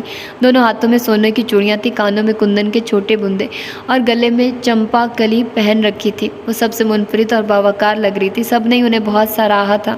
ساما تو دل سے ان کی محبت کا قائل ہو گیا تھا۔ روہیل، عظمت بیٹا، اب رخصتی کی تیاری کرو، نکاح کا مسئلہ تو تھا ہی نہیں جو اتنا وقت لگتا۔ 12 بج رہے ہیں، دور سے آنے والے مہمانوں کو جانے میں پریشانی ہوگی۔ اماں جان ان کے قریب آ کر بولی۔ روہیل صاحب بہت افسردہ تھے، ان دنوں نے فاطمہ کی یاد شدت سے جکڑے ہوئے تھے۔ جی بہتر اماں جان۔ عظمت بیگم اندر کی جانب بڑھ گئی تاکہ سلامی کی رسم کے بعد رخصتی کریں۔ اسٹیج پر وائٹ شلوار پر راؤ سلک کے گولڈن کرتے پر گولڈن کڑھائی والی واسکٹ میں ملبوس، گلے میں ڈھیروں گلاب و موتیے کے ہار ڈالے حیدر اور نادر کے درمیان وہ بہت شاہانہ انداز میں بیٹھا تھا۔ اس کے چہرے پر خوبصورت رنگ بکھرے ہوئے تھے، براؤن گھنی مونچھوں تلے اس کے سرخی مائل لبوں پر دھیمی مسکراہٹ تھی۔ جیت کا نشہ خود کو منوانے کا اعزاز ذات میں ایک تفاکر پیدا کر دیتا ہے۔ دل تو کر رہا ہے کاش یونیورسٹی کے ان لمحوں کی فلم بنائی جاتی جو تم دونوں ایک دوسرے پر اپنا اپنا رعب جمانے کے لیے صرف کیا کرتے تھے۔ حیدر نے اس کی طرف دیکھتے ہوئے مسکراتے ہوئے کہا، میں تو پہلے ہی کہتا تھا یہ دونوں جتنی شدت سے ایک دوسرے کے خلاف رہتے ہیں اتنی ہی شدت سے ایک بھی ہو جائیں گے۔ دیکھ لو آج میری بات پوری ہو گئی نا؟ نادر نے فخریہ کہا۔ ایک ہو جانے والی بات ٹھیک ہے، مگر یارو 2 سے 3 اور 3 سے 4 ہونے والی بات ذرا ہٹ ہو تو اچھی ہے۔ ریاض نے کچھ اس بے ساختگی سے کہا کہ وہ بے اختیار کہکے لگا بیٹھے تھے۔ سرخ شرارہ سوٹ پر کورے اور جھلملاتے نگوں کی بھرائی کا کام لشکارے مارا تھا۔ بھاری میک اپ زیورات میں اس پر نگاہ ٹھہر رہی تھی۔ وہ ہمیشہ سادہ رہتی تھی، آج زندگی میں پہلی بار اس قدر سجائی سواری گئی تھی کہ ہر نگاہ مبہوت ہو کر رہ جاتی تھی۔ اس پر غضب کا روپ چڑھا تھا۔ اماں جان کے حکم پر اس کے زرتار دوپٹے کا لمبا گھونگھٹ نکالا گیا تھا۔ رشتہ دار خواتین اور لڑکیوں نے اسٹیج کو گھیر رکھا تھا۔ ماریا اور زینی صوفے پر اس کے دائیں بائیں بیٹھی تھی۔ مووی کیمروں کی روشنیاں وہاں پھیلی ہوئی تھی۔ شمیر، فیاض، شہزاد کیمروں سے فوٹو بھی لے رہے تھے۔ بھاری بھرکم زیورات، سوٹ اور لمبا گھونگھٹ مستزاد اس پر کیمروں کی فلیش لائٹس اس کی طبیعت بری طرح گھبرانے لگی۔ بخار اسے اچانک رات سے ہو گیا تھا، گھر والوں سے بچھڑ جانے کا دکھ مستزاد اس پر اداس اس کٹھور اور ہٹ دھرم انسان کا خوف متوش ہو کر رہا تھا کہ وہ کیا سلوک کرے گا۔ اب تو وہ مکمل طور پر اس کی دسترس میں ہوگی۔ گھر پر چند روز گزار کر وہ گیا تھا اور اسے مکمل طور پر اگنور کر کے بے انتہا محبت کا اظہار کرنے والا جس کی نگاہوں میں اس کا عکس لہراتا تھا، اب تو صرف وہاں غصے کے شعلے دہکتے دکھائی دیتے تھے۔ اسے یقین تھا وہ اسے خوش آمدید ہرگز نہیں کہے گا۔ اسی دم شمیر کی آواز آئی تھی نزدیک سے۔ اس نے بامشکل خود کو سنبھالا، حواس تو پہلے ہی گم ہو رہے تھے۔ ماشاءاللہ بہت کیوٹ لگ رہی ہیں۔ گھونگھٹ اٹھا کر چہرہ دیکھنے والی یہ ڈاکٹر کنول تھی اور ساتھ اس کے شمائلہ تھی۔ اسے بلائبہ بےحد پسند آئی تھی۔ کچھ دیر بعد اس کے پاس بیٹھ کر وہ اٹھ گئی تھی۔ چاند سورج کی جوڑی لگ رہی ہے، بہت ہینڈسم اور سمارٹ ہیں آپ کے دلہا بھائی بھی۔ آپ کو کیسی لگی ہماری دلہن؟ شمیر شوخ لہجے میں شمائلہ سے مخاطب ہوا۔ اتنے حسین دلہا دلہن میں نے زندگی میں پہلی مرتبہ دیکھے ہیں۔ شمائلہ سادگی سے گویا ہوئی۔ شمیر مجھے شمائلہ نے بتایا تھا بہت ڈرامائی انداز میں آپ دونوں کی ملاقاتیں ہوئی ہیں۔ کنول معنی خیز لہجے میں دونوں کی طرف دیکھ کر بولی۔ اسی دم فیاض بھی ان کے قریب چلا آیا تھا۔ جی ہاں، ہسپتال میں نے انہیں دیکھا تھا تو مجھے محسوس ہوا تھا کہ کہیں دیکھا ہے، پھر بعد میں یاد آیا پہلی مرتبہ انہوں نے میری کار کے نیچے آ کر خودکشی کرنے کی کوشش کی تھی۔ پھر اس کے بعد بھی اتفاق ایسے ہی ہوئے تھے۔ جب مجھے یاد آیا تو آپ نے بتایا یہ ٹھیک ہو گئی ہیں اور اپنی بہن سے ملنے لاہور گئی ہوئی ہیں، جلد واپس آ جائیں گی۔ شمیر کی نگاہیں دلچسپی سے اس کا جائزہ لے رہی تھی۔ ممی کے ساتھ انہوں نے چائلڈ ہوم جوائن کر لیا ہے، ان کے بھائی 1 سال بعد رہا ہو جائیں گے، جب تک یہ ہمارے ساتھ رہیں گی۔ بلیک سوٹ میں دلکش لگتی شمائلہ کو دیکھتے ہوئے وہ بولی، آپ کو خودکشی کرنے کا شوق اب بھی ہے؟ فیاض بہت سنجیدگی سے شمائلہ سے بولا، جی اب تو نہیں ہے۔ وہ کافی نروس ہو رہی تھی۔ جس شخص نے آپ کو پسند کیا ہے نا، اس کے ساتھ زندگی گزارنا خودکشی کرنے کے مترادف ہے۔ فیاض شمیر کی طرف اشارہ کر کے بولا تو کنول کے ساتھ شمیر بھی ہنس پڑا تھا۔ رخصتی سے قبل سرخ لشکاریں مارتے شرارہ سوٹ میں ملبوس مہکتے وجود کے برابر میں اسامہ کو بٹھایا گیا تو کہیں فلیش لائٹس ایک ساتھ چمک اٹھی تھی اور ساتھ ہی شوق فکرے بھی اچھالے گئے تھے۔ وہ نارمل انداز میں بیٹھ گیا تھا، تمام بزرگ قریب موجود تھے، وہ کافی باادب اور محتاط انداز میں بیٹھا تھا۔ اماں جان نے کچھ رسمیں کرنی تھی، وہ ان میں مصروف ہو گئی۔ ملازمین بڑے بڑے تھال اٹھائے نزدیک آ گئے تھے جو خوبصورت تو خوان پوشوں سے ڈھکے ہوئے تھے۔ ان میں اناج، سکے اور دوسری اشیاء تھی جو اماں ان دونوں پر سے اتار رہی تھی۔ ان دونوں کے ارد گرد ملازمین اور اماں جان تھی۔ اس نے ترچھی نگاہ اس کے گھونگھٹ پر ڈالی، اس کی منتشر سی سانسیں وہ بآسانی سے سن رہا تھا۔ وہ اس کے برابر میں اس روپ میں تھی جس روپ میں اس نے اسے دیکھنے کی تمنا بارہا کی تھی۔ وہ اس انداز میں بیٹھی تھی، اس کا دل ایک لمحے کو مسرت و شادمانی سے دھڑکا تھا۔ دل میں شدت سے خواہش جاگی کہ ابھی اسی لمحے ایک جھلک اس دلربا کی دیکھ لے جس کا پور آج اس کے لیے سجایا گیا۔ اس کی فرمائش پر ہی عروسی جوڑے کا رنگ سرخ لیا گیا تھا اور اس کے کہنے پر اسے پارلر کے بجائے گھر پر ہی تیار کیا گیا تھا۔ لمحے بھر میں امڑتے جذبات سے مغلوب ہوا تو غیر محسوس طریقے سے اس کا بازو بڑی سرس اس کے گرد حائل ہوا تھا۔ انداز ایسا تھا جیسے وہ ہاتھ پھیلا کر ایزی طریقے سے بیٹھا ہو، مگر ینگ جنریشن نے معنی خیز سیٹیاں تیزی سے بجانی شروع کر دیں۔ وہ اس کی حرکت دیکھ چکے تھے، وہ بھی ڈیٹ بنا بیٹھا رہا، اس کا مضبوط بازو اس کی پشت سے مس ہو رہا تھا اور اسے اس دھڑکنوں پر قابو پانا محال تھا۔ اس کی قربت اور ملبوس سے اٹھتی گلاب و موتیے کی مہک کے ساتھ مکس اپ ہوتی پوائزن مہک اس کی سانسوں کو الجھانے لگی۔ عجیب سے احساس اس پر حاوی ہونے لگے تھے۔ وقت تیزی سے گزر رہا تھا۔ اماں جان اور اسد صاحب نے رخصتی کی اجازت مانگی تھی۔ روہیل صاحب نے سینے سے لگا کر اسے دعائیں دی تھی۔ وہ ازحد مغموم اور رنجیدہ تھے، وہ بھی ان کے سینے سے لگی سسکیاں بھر رہی تھی۔ بہت تھوڑے عرصے میں اس نے بہت ساری محبتیں سمیٹی تھی۔ عمر کے ایک تشنہ دور کی تشنگی مٹ گئی تھی۔ نبیل نے بہت محبت سے لپٹا کر اسے دعائیں دی تھیں۔ عظمت بیگم اسے سینے سے لگاتی ہوئی روایتی ماں کی طرح رو پڑی تھی۔ انہیں اس لمحے اس کے ساتھ کی گئی وہ خاموش زیادتیاں یاد آنے لگی جو نفس کی خودسری کے باعث ان سے شروع میں سرزد ہوئی تھی، مگر اس نے صبر و برداشت کا مظاہرہ کر کے ان کا دل صاف کر دیا تھا۔ اور اتنی جلدی وہ بابل کا گھر چھوڑ کر پیا دیش جا رہی تھی کہ ان کا دل کٹ رہا تھا۔ لائبہ کسی غیر کے ہاں نہیں جا رہی عظمت، دیکھنا بیٹی سے زیادہ محبت دوں گی۔ فوزیہ بیگم جو خود بھی آبدیدہ ہو گئی تھی انہیں تسلی دیتے ہوئے بولی۔ زینی اور عائشہ بھی بھیگی آنکھوں سے اس سے گلے ملی تھی۔ پھوپھیوں، چچی، تائی، تایا وغیرہ نے بھی رسم کے مطابق اس کے سر پر ہاتھ پھیر کر دعائیں دی تھی۔ شمیر جو شوخ و شریر تھا، لائبہ کو چھیڑنا اور تنگ کرنا اس کا مشغلہ تھا۔ دل و جان سے وہ اسے عزیز تھی۔ اس وقت وہ اسے سینے سے لگاتے ہوئے باوجود ضبط کے اس کے آنسو بہہ نکلے تھے۔ لائبہ کی سسکیاں اسے بے اختیار کر گئی تھی۔ سب سے آخر میں ارشد آیا تھا، اس کی آنکھیں ضبط سے سرخ ہو رہی تھیں۔ اس نے بڑی اپنائیت سے اسے لپٹایا تھا۔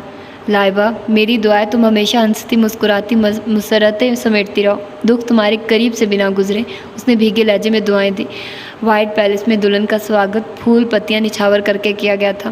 گیٹ میں دلہن کو داخل ہونے دینے سے پہلے نزت بیگم، اس کے شوہروں اور ماریا ریاض، رخسانہ وغیرہ نے بھاری نیک لیے تھے جو تھوڑی سی چھیڑ چھاڑ کے بعد اسد صاحب نے بڑے نوٹوں کی 2 گڈیاں ان کی طرف بڑھا دی تھی، جس کے بعد دلہا دلہن کو اندر آنے دیا گیا تھا۔ بھائی جان بہت خوش ہیں بہو لا کے، منہ دکھائی میں کیا دیں گے آپ؟ نزت اسد صاحب سے بولی۔ اب تو جو کچھ بھی ہے سب ہماری بیٹی کا ہے۔ ان کے لہجے میں اپنائیت ہی اپنائیت تھی، اس میں تو کوئی شک نہیں اسد، مگر پھر بھی رسم دنیا بھی تو کچھ ہوتی ہے، نزت مسکرا کر کہنے لگی۔ اسد صاحب نے مسکراتے ہوئے کوٹ کی جیب سے جولری کیس نکالا اور اس میں سے زرکون جڑے جھلمل کرتے کنگن نزت کی طرف بڑھائے کہ وہ لائبہ کے ہاتھوں میں پہنا دے، پھر اس کے سر پر ہاتھ پھیر کر وہ چلے گئے تھے۔ سامہ دوستوں میں الجھا ہوا تھا جو اسے تنگ کرنے کا پکا پروگرام بنائے ہوئے تھے۔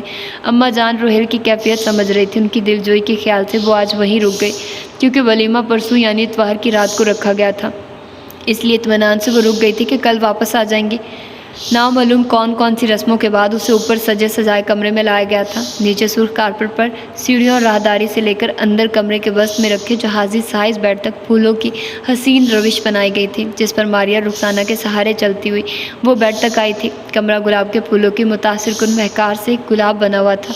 بیڈ پر سرخ بیڈ شیٹ تھی، اس پر بھی پھول بکھرے ہوئے تھے اور بیڈ کے چاروں اطراف بھی گلاب کے پھولوں کی لڑیاں لٹکی ہوئی تھی۔ ماریا نے اس کے پاؤں سے سینڈل اتارے تھے، پھر دونوں نے مل کر اسے بیٹھنے میں مدد دی تھی۔ سوٹ بہت بھاری تھا، مستعد اس پر زیورات کا بوجھ اس سے جنبش کرنا خود سے بھاری تھا۔ ماشاءاللہ، بے شمار گلابوں کے درمیان بیٹھی سب سے حسین گلاب لگ رہی ہو۔ ماریا نے اس کے چہرے سے گھونگھٹ سرکا دیا تھا، وہ گردن جھکائے خاموش بیٹھی تھی۔ وہ دونوں اس کا میک اپ درست کرنے لگے، ساتھ ساتھ اس سے چھیڑ چھاڑ بھی کر رہی تھی، مگر وہ وسوسوں میں گھری ہوئی تھی، ان کی معنی خیز باتوں کا نوٹس بھی نہ لے سکی تھی۔ اس کے اندر خوف کے سائے بڑھتے جا رہے تھے۔ آج وہ شخص کے بیڈ روم میں موجود تھی جس کو اس نے ہمیشہ مایوس کیا تھا۔ اس کی محبت، اس کی چاہت، اس کی الفت سے لبریز نگاہوں کو بڑی بے دردی سے اگنور کرتی آئی تھی۔ آخر وہ گیم بری طرح آ رہی تھی، وہ اب فاتح تھا۔ اس کی حالت مفتوح قلعے جیسی تھی۔ اب نامعلوم وہ اس پر اپنی فتح کا علم لہرائے گا یا اسے نفرت سے مسمار کر دے گا یا فراق دلی سے اسے اپنی سلطنت بنائے گا۔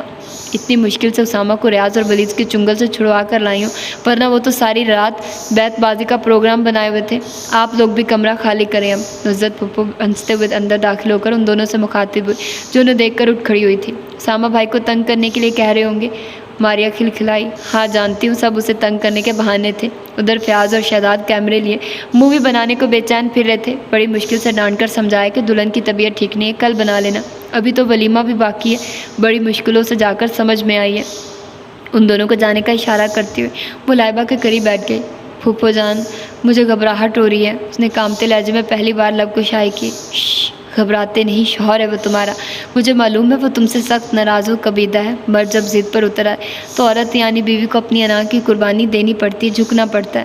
میاں بیوی کے درمیان انا اور خودداری کی فصیل حائل ہو جائے تو پھر تا حیات فاصلے نہیں مٹتے، دوریاں مقدر بن کر روح کا اظہار بن جاتی ہیں۔ وہ خود سر ہے، ضدی اور ہٹ درم ہے، مگر پھر بھی مرد ہے، اور عورت تو ایسا بارود ہے جو مضبوط چٹانوں کو ریزہ ریزہ کر دیتی ہے۔ پھر تم جیسی حسین و طرح دار بیوی کے سامنے وہ کب تک چٹان بنا رہے گا؟ تم ہی پہل کر لینا، عزت نفس کو بھول جانا۔ آج کی تمہاری یہ اعلیٰ ظرفی ہمیشہ کے لیے اسامہ کو تمہارا گرویدہ بنا دے گی، سمجھ رہی ہو نا میری بات؟ اسے ساتھ کو تو سامت سر چکائے بیٹھا دیکھ کر انہوں نے مسکراتے ہوئے پوچھا۔ جی، اس نے اس بات میں دھیرے سے گردن ہلا کے کہا۔ پھوپھو جان جا چکی تھی، اس کی ناہموار سوچوں کی راہ ہموار ہو چکی تھی۔ اس نے ذرا آرام سے قریب رکھے گاؤ تکیے سے ٹیک لگائے، گردن جھکائے گردن کے علاوہ کمر بھی درد سے اکڑ گئی تھی۔ اس نے ذرا سا گھونگھٹ ہٹا کر کمرے کا جائزہ لیا جو بہت خوبصورت انداز میں ڈیکوریٹ کیا گیا تھا۔ قالین، پردوں، فرنیچرز، تصاویر، حتیٰ کہ ڈیکوریٹڈ پیسز بھی بلو کلرز میں ماورائی خوابناک سکون امیز رنگوں روشنی بکھیر رہے تھے۔ پھولوں سے کمرہ گلشن لگ رہا تھا، چھت سے جھومر لٹک رہے تھے جن کی دودیا جھلملاہٹوں میں کمرہ جگمگا رہا تھا۔ بہت معطر و سکوت بخش ماحول تھا۔ یکدم ہی دروازہ کھلا تھا، وہ بوکھلا کر سیدھی ہو بیٹھی تھی۔ لمبا گھونگھٹ خود بخود ہی چہرے پر گر گیا تھا، مخصوص قدموں کی دھمک ابھری تھی، پھر بہت آہستگی سے دروازہ بند کر کے لاک لگایا تھا۔ وہ پھولوں کی روش کو بری طرح کریم کلرڈ خودسو تلے کچلتا ہوا بیڈ سے کچھ فاصلے پر آ کر رک گیا تھا۔ اس کی سلگتی نگاہیں بیڈ کے وسط میں مہکتی لڑیوں کے درمیان موجود سرخ شعلے پر مرکوز تھی۔ سرخ تازہ مہکے گلابوں کے درمیان وہ بھڑکتا شعلہ ہی تو تھی جس نے اس کے دل کو مدتوں قبل بھسم کر ڈالا تھا، اور وہ تنہا ہی جھلستا رہا تھا آتش عشق میں، جس کی محبت اس کی نس نس میں خون بن کر دوڑ رہی تھی۔ آج وہ کٹھور، سنگ دل، بے احساس خوبصورت دشمن اس کے روم میں اس کے بیڈ پر اس کے لیے روایتی انداز میں پلکیں گرائے سر جھکائے محو انتظار تھی۔ اس کے یہ سعادت مندانہ لمحے بھر کو اس کے سرکش و ضدی جذبوں کو شکست دینے لگے تھے، مگر پھر اسی دم اس کی کج جدائیوں اور بے وفائیوں کا خیال ایک تلخ سا احساس دلا گیا تھا۔ وہ فوراً سنبھل گیا تھا۔ جذبات و احساسات کی سطح سمندر میں جو تلاطم یکدم ہی برپا ہوا تھا، اس سے فرار پا لینا اتنا آسان نہ تھا۔ وہ بھی ایسی رومان پرور کہف آور خواہشات جگاتی۔ معطر فضا میں اس نے اپنی نگاہوں کے زاویے سرخ شعلے سے ہٹا کر خود پر مرکوز کر دیے۔ پہلے گلے میں پڑے پھولوں اور نوٹوں کے ہار اتار کر سامنے صوفوں کے درمیان رکھی شیشے کی ٹیبل پر پھینکے، پھر خودسوں سے پیروں کو آزاد کیا اور واسکٹ اتار کر چیئر پر ڈالی۔ وہ اعصابی و جذباتی کشمکش میں مبتلا تھا جس کو پانے کے لیے اس نے تنہا مشقت کی تھی، وہ اب اس کی مکمل دسترس میں تھی۔ اس کے جسم و جان کا مالک تھا، مکمل اختیار مل گیا تھا اسے۔ اب پھر دل کیوں متضاد چالیں چل رہا تھا؟ اس کی چاہ، اس کے قرب کا آرزومند، اسے چھونے کو بے قرار بھی، اسے نظر انداز کرنے بیگانگی و بے رخی کی کون سی ادا تھی؟ ادھر ادھر بے مقصد ہی کئی چکر یوں ہی لگا ڈالے تھے۔ سہانے لمحے خاموشی سے گزر رہے تھے۔ اس نے وال کلاک دیکھا، پھر جیسے مجبوراً بیڈ کی طرف بڑھا تھا، اس کے نزدیک بیٹھ گیا تھا۔ عورتیں بہت ڈرامے باز ہوتی ہیں، ان کی زندگی کا مشن ہی مردوں کو احمق بنانا ہوتا ہے۔ صد افسوس، مجھ پر اب تمہاری کوئی تابعداری و وفاداری کی ایکٹنگ اثر انداز نہیں ہو سکتی۔ تم کتنی زبردست ایکٹر ہو، یہ مجھ سے بہتر کون جان سکتا ہے؟ وہ بہت آرام سے سرہانے سے تکیہ اٹھا کر اس کے قریب ہی نیم دراز ہو گیا تھا۔ اس کی غمگین کاٹدار آواز کمرے میں اچانک گونج اٹھی تھی۔ وہی ہوا تھا جس کا اسے اندیشہ تھا۔ وہ ضد و ہٹ دھرمی سے الٹی چال چلنے سے بھی دریغ نہ کرنے والا شخص تھا۔ اس کی دھڑکنیں منتشر تھیں، حنا آلود ہتھیلیوں میں پسینہ قطرہ قطرہ جمع ہونے لگا تھا۔ حلق میں گویا کانٹے اگ آئے تھے، ہاتھ پاؤں کی جیسے توانائی زائل ہوئی جا رہی تھی۔ وہ چند لمحے دزدیدہ نگاہوں سے اس کی جانب دیکھتا رہا تھا۔ اس کے گہرے سہمے سانسوں کی آوازیں اسے سنائی دے رہی تھی۔ وہ خوف زدہ تھی، سہمی ہوئی، بلکہ اس کے نزدیک رونمائی کی منتظر، مہا دل اسی سمت مچلا تھا۔ اس کے مضبوط ہاتھ آگے بڑھے اور بہت سرت سے زرتار گھونگھٹ الٹ دیا گیا۔ پھر گویا چاند اپنی حشر سمانیوں کے سحر انگیز اجالے لیے اس کے روبرو جلوہ نما تھا۔ فراغ پیشانی پر جگمگاتی بندیاں، ستواں ناک میں دمکتی نتھ، چمکتا جھومر، کانوں میں جھولتے ڈائمنڈ کے آویزے، میک اپ کے تابانیوں سے دو آتشہ چہرے پر نگاہیں ساکت ہو کر رہ گئی تھی۔ سرخ آرزوں پر جھکی لرزتی ریشمی سیاہ پلکیں، سرخ ہونٹوں پر ایک قیامت رقصہ تھی۔ وہ اس قدر حسین تھی، وہ اس کے حسن سے بے پرواہ ہی رہا تھا، مگر اس وقت جیسے ساری ناراضگی، ساری رنجیدگی اس کے حسن کے شعلوں میں بھسم ہوتی نظر آ رہی تھی۔ حسن کے اصول کی خاطر کیسے تخت و تاج تاراج کیے جاتے ہیں، اسے اب سمجھ آئی تھی۔ حسن ایک شعلہ ہے، حسن ایک منتر ہے، حسن ایک ایسا جادو ہے جو مرد کے حواسوں پر اور سر چڑھ کر بولتا ہے اور اسے پتھر کا بت بنا دیتا ہے۔ حسین عورت ایک امتحان ہوتی ہے اور وہ اس امتحان سے وقار کے ساتھ سرخروئی چاہتا تھا۔ اس نے جذبات کی سرکشی سے بے قابو ہوتے دل کو سنبھالا اور برق رفتاری سے اٹھ کھڑا ہوا۔ اس کی ضد انا خود سری اٹھ کر آئی تھی۔ ایک مرتبہ وہ اس کے پیچھے خوار رہا تھا۔ اس کی سرد موری کٹھور پن بے حسی نے اسے یہ احساس بخشا تھا کہ اب پیش قدمی لائبہ کی جانب سے ہوگی۔ اس کی طرف بڑھنے کا راستہ اسے عبور کرنا ہے، یہاں وہ پہل نہیں کرے گا۔ محبتوں کی بارش محو انتظار تھی، اس کے دل کی پھوالی خشک سالی کا شکار تھی۔ چاہتوں کا ابر بارہ اس نے برسانا تھا۔ وہ اس دم انا پرست بن گیا تھا۔ انا کی جنگ میں احساسات و جذبات سرد پڑ جاتے ہیں۔ خود کو منوانے کی دھن میں بندہ اپنے بڑے سے بڑے نقصان کی بھی پرواہ نہیں کرتا، سو اس وقت وہ بے حسی، ضد، اکھڑ مزاجی کی پرانی ڈگر پر چل پڑا تھا۔ لائبہ نے بوجھل لرزتی پلکیں اٹھا کر اس کی جانب دیکھا تھا۔ وہ ڈریسنگ ٹیبل کے سامنے کھڑا بالوں میں برش کر رہا تھا۔ بالوں سے فارغ ہو کر میرج اس نے بہت فراق دلی سے خود پر سپرے کی اور دریچے سے بھاری ریشمی پردہ ہٹا کر کھڑا ہو گیا اور ساتھ ہی لائٹر سے سگریٹ سلگانے لگا۔ اس کی بدگمانی اور ضدی فطرت سے وہ بخوبی آگاہ تھی۔ یہ احساسات بھی دل میں شدت سے جاگزی تھے کہ اس نے اسے پانے کے لیے خود کو بھلا ڈالا تھا، بڑوں کے فیصلوں کے آگے چٹان بن گیا تھا۔ یہ سب اس سے محبت، بلکہ شدید ترین محبت ہی کا تو رد عمل تھا۔ وہ اسے چاہتا تھا، بے لوث محبت کرتا تھا اور اسے پانے ہی کی تو جستجو تھی وہ، اور اب اسے پا کر اپنا کر خفگی اور ناراضگی کا اظہار اسے برا نہیں لگا۔ میں بہت شرمندہ ہوں۔ وہ دھیرے دھیرے چلتے ہوئے قریب آ کر گویا ہوئی۔ کیوں؟ اس نے کھڑکی سے باہر دیکھتے ہوئے اسپاٹ لہجے میں استفسار کیا۔ بیگانگی اور اجنبیت بھرپور تھی۔ آپ مجھ سے ناراض ہیں؟ میں اپنے پچھلے رویے کی معافی چاہتی ہوں، اس نے بے ترتیب سانسوں کے درمیان کہا۔ ہاں بہت جلد خیال آ گیا۔ لمحے کی اذیت ناک موت مارا ہے مجھے تم نے، میری محبتوں، میری چاہتوں کی شدتوں کا۔ تمہارے پاس ایک ہی جواب ہوتا تھا، نفرت، فقط نفرت۔ میری دسترس میں ہو تو معافی مانگ رہی ہو مجھ سے، اب محبت کی امید ہرگز نہ رکھنا، وہ درستگی سے بولا تھا۔ رخ ابھی بھی اس کا دوسری طرف تھا۔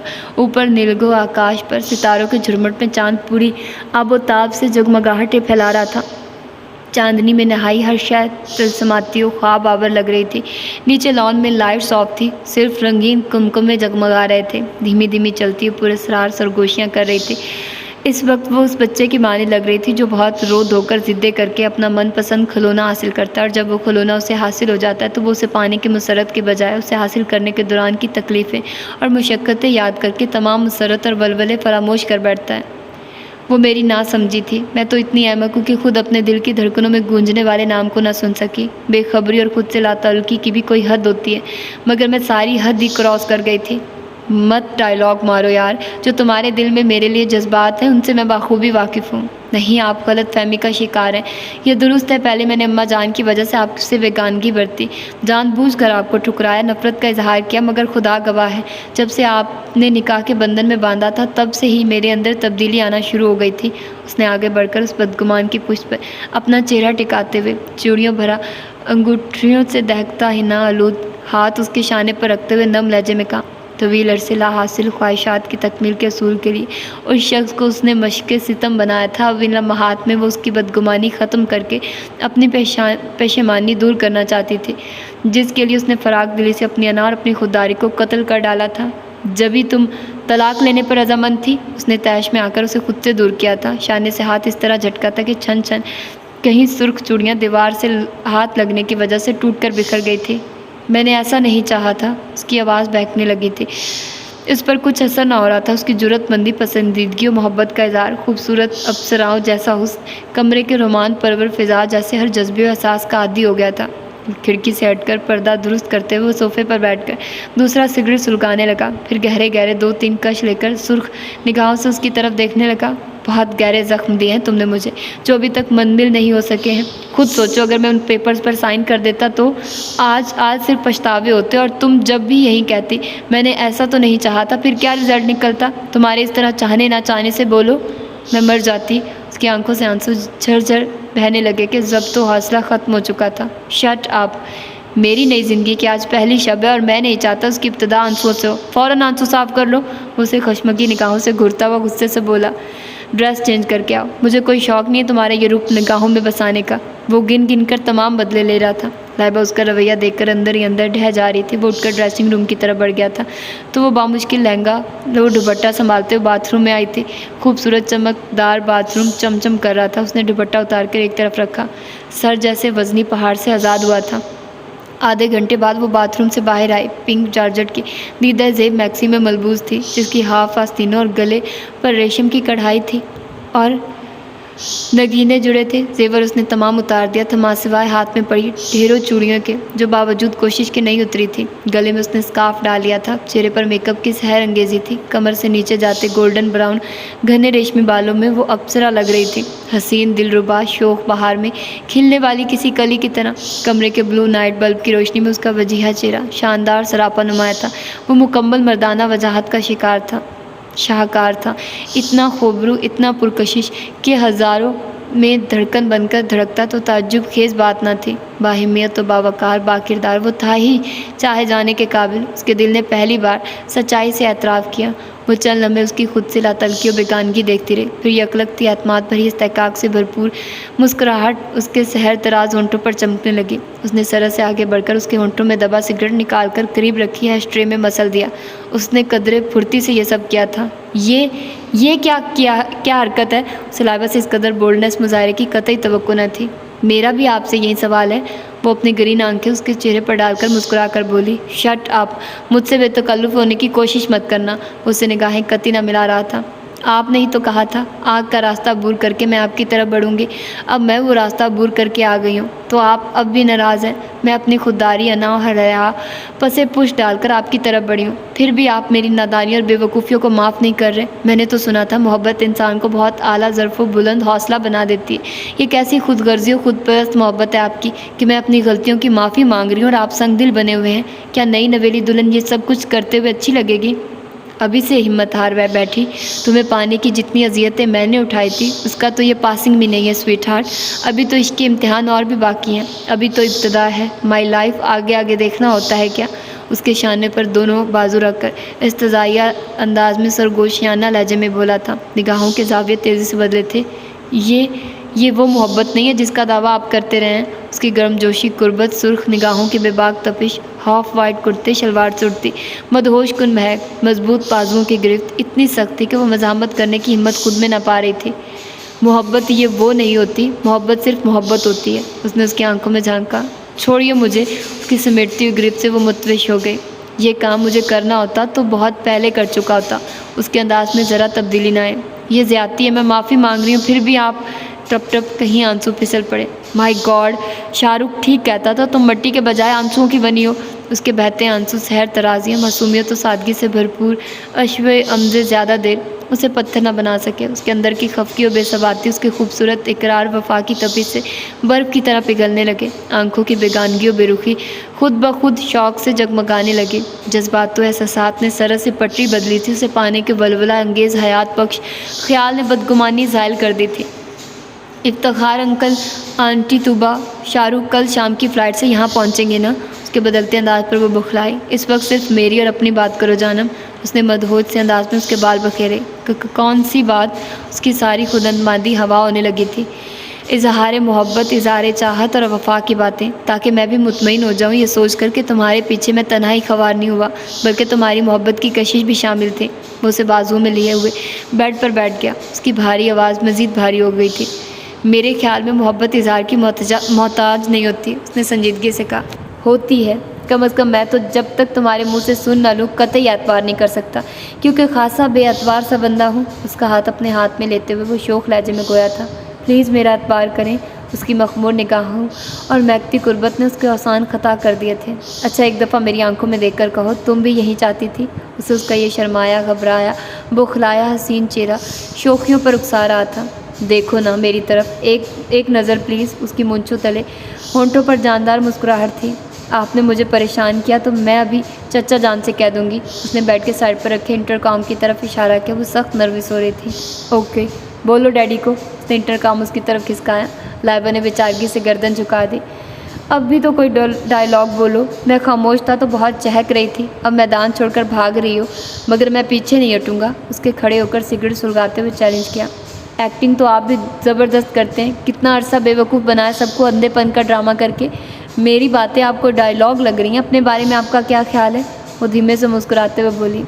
نیک خیال ہے اور اطلاعاً عرض ہے، دوسروں کو بے وقوف بنانے والے خود بڑے احمق ہوتے ہیں۔ مجھے دیکھ لو، ساری زندگی اس اندھے پن کی سزا کے طور پر تمہیں بھگتتا رہوں گا کہ اماں جان نے میری اندھی تنہائی کے خیال سے اتنی جلد شادی کا پلان بنایا تھا۔ وہ جیسے آزردگی سے مخاطب تھا۔ میں سزا ہوں؟ وہ جھٹکے سے اٹھی تھی۔ ہاں، اتنی حسین، دلربا اور دلکش سزا جسے بھگتنے کے لیے مجھے زندگی بار بار بھی ملے تو کم ہے مائی لو۔ اس نے مسکراتے ہوئے اس کے کومل وجود کو اپنے مضبوط بازوؤں کے حصار میں سمیٹ لیا۔ اس نے پرسکون ہو کے اس کے کشادہ سینے پر سر رکھ کر آنکھیں موند دی کہ اس کی زندگی اب بہاروں کے سنگ سنگ شاداب و نور بہار ہو چلی تھی۔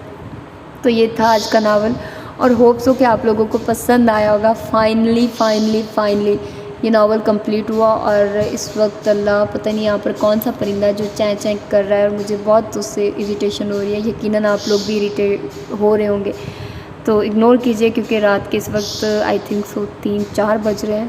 آئی تھنک سو 3 سے اوپر ٹائم ہو چکا ہے، 4 بجنے والے ہوں گے، اور میں کر رہی ہوں ریکارڈنگ کیونکہ مجھے تھا کہ آج تو میں نے ختم کر دینا ہے، اور یہ آپ لوگوں کو ایک ہفتے کے بعد ہی ملے گی آئی تھنک سو ایپیسوڈ، کیونکہ میں ساری ایپیسوڈ ایک ساتھ ہی ریکارڈ کر چکی ہوں۔ تو یہی ہے کہ ساتھ میں آپ لوگوں کو دیتی رہوں گی، ایک ساتھ نہیں دوں گی، تو یہ کافی آپ لوگوں کو لیٹ ملے گی، ٹھیک ہے؟ تو ابھی میرے ایگزام سٹارٹ ہونے ہیں پرسوں سے، کل مجھے تیاری کرنی ہے پیپرز کی، اور اسی لیے پھر میں نے کہا کہ آج میں اس کو ختم کر لوں۔ فائنلی الحمدللہ یہ ناول ختم ہوا۔ بہت اس کا مجھے تھا کہ یار یہ اتنا لینتھی ہو گیا، بٹ خیر اچھا ناول بہت زبردست تھا۔ آپ لوگ اس چیز سے تو اتفاق کرتے ہوں گے، تو ٹھیک ہے، بس اپنا ڈھیر سارا خیال رکھیے گا، مجھے دعا میں یاد رکھیے گا۔ ملتے ہیں اب کسی اور اچھے سے ناول کے ساتھ۔ اللہ حافظ۔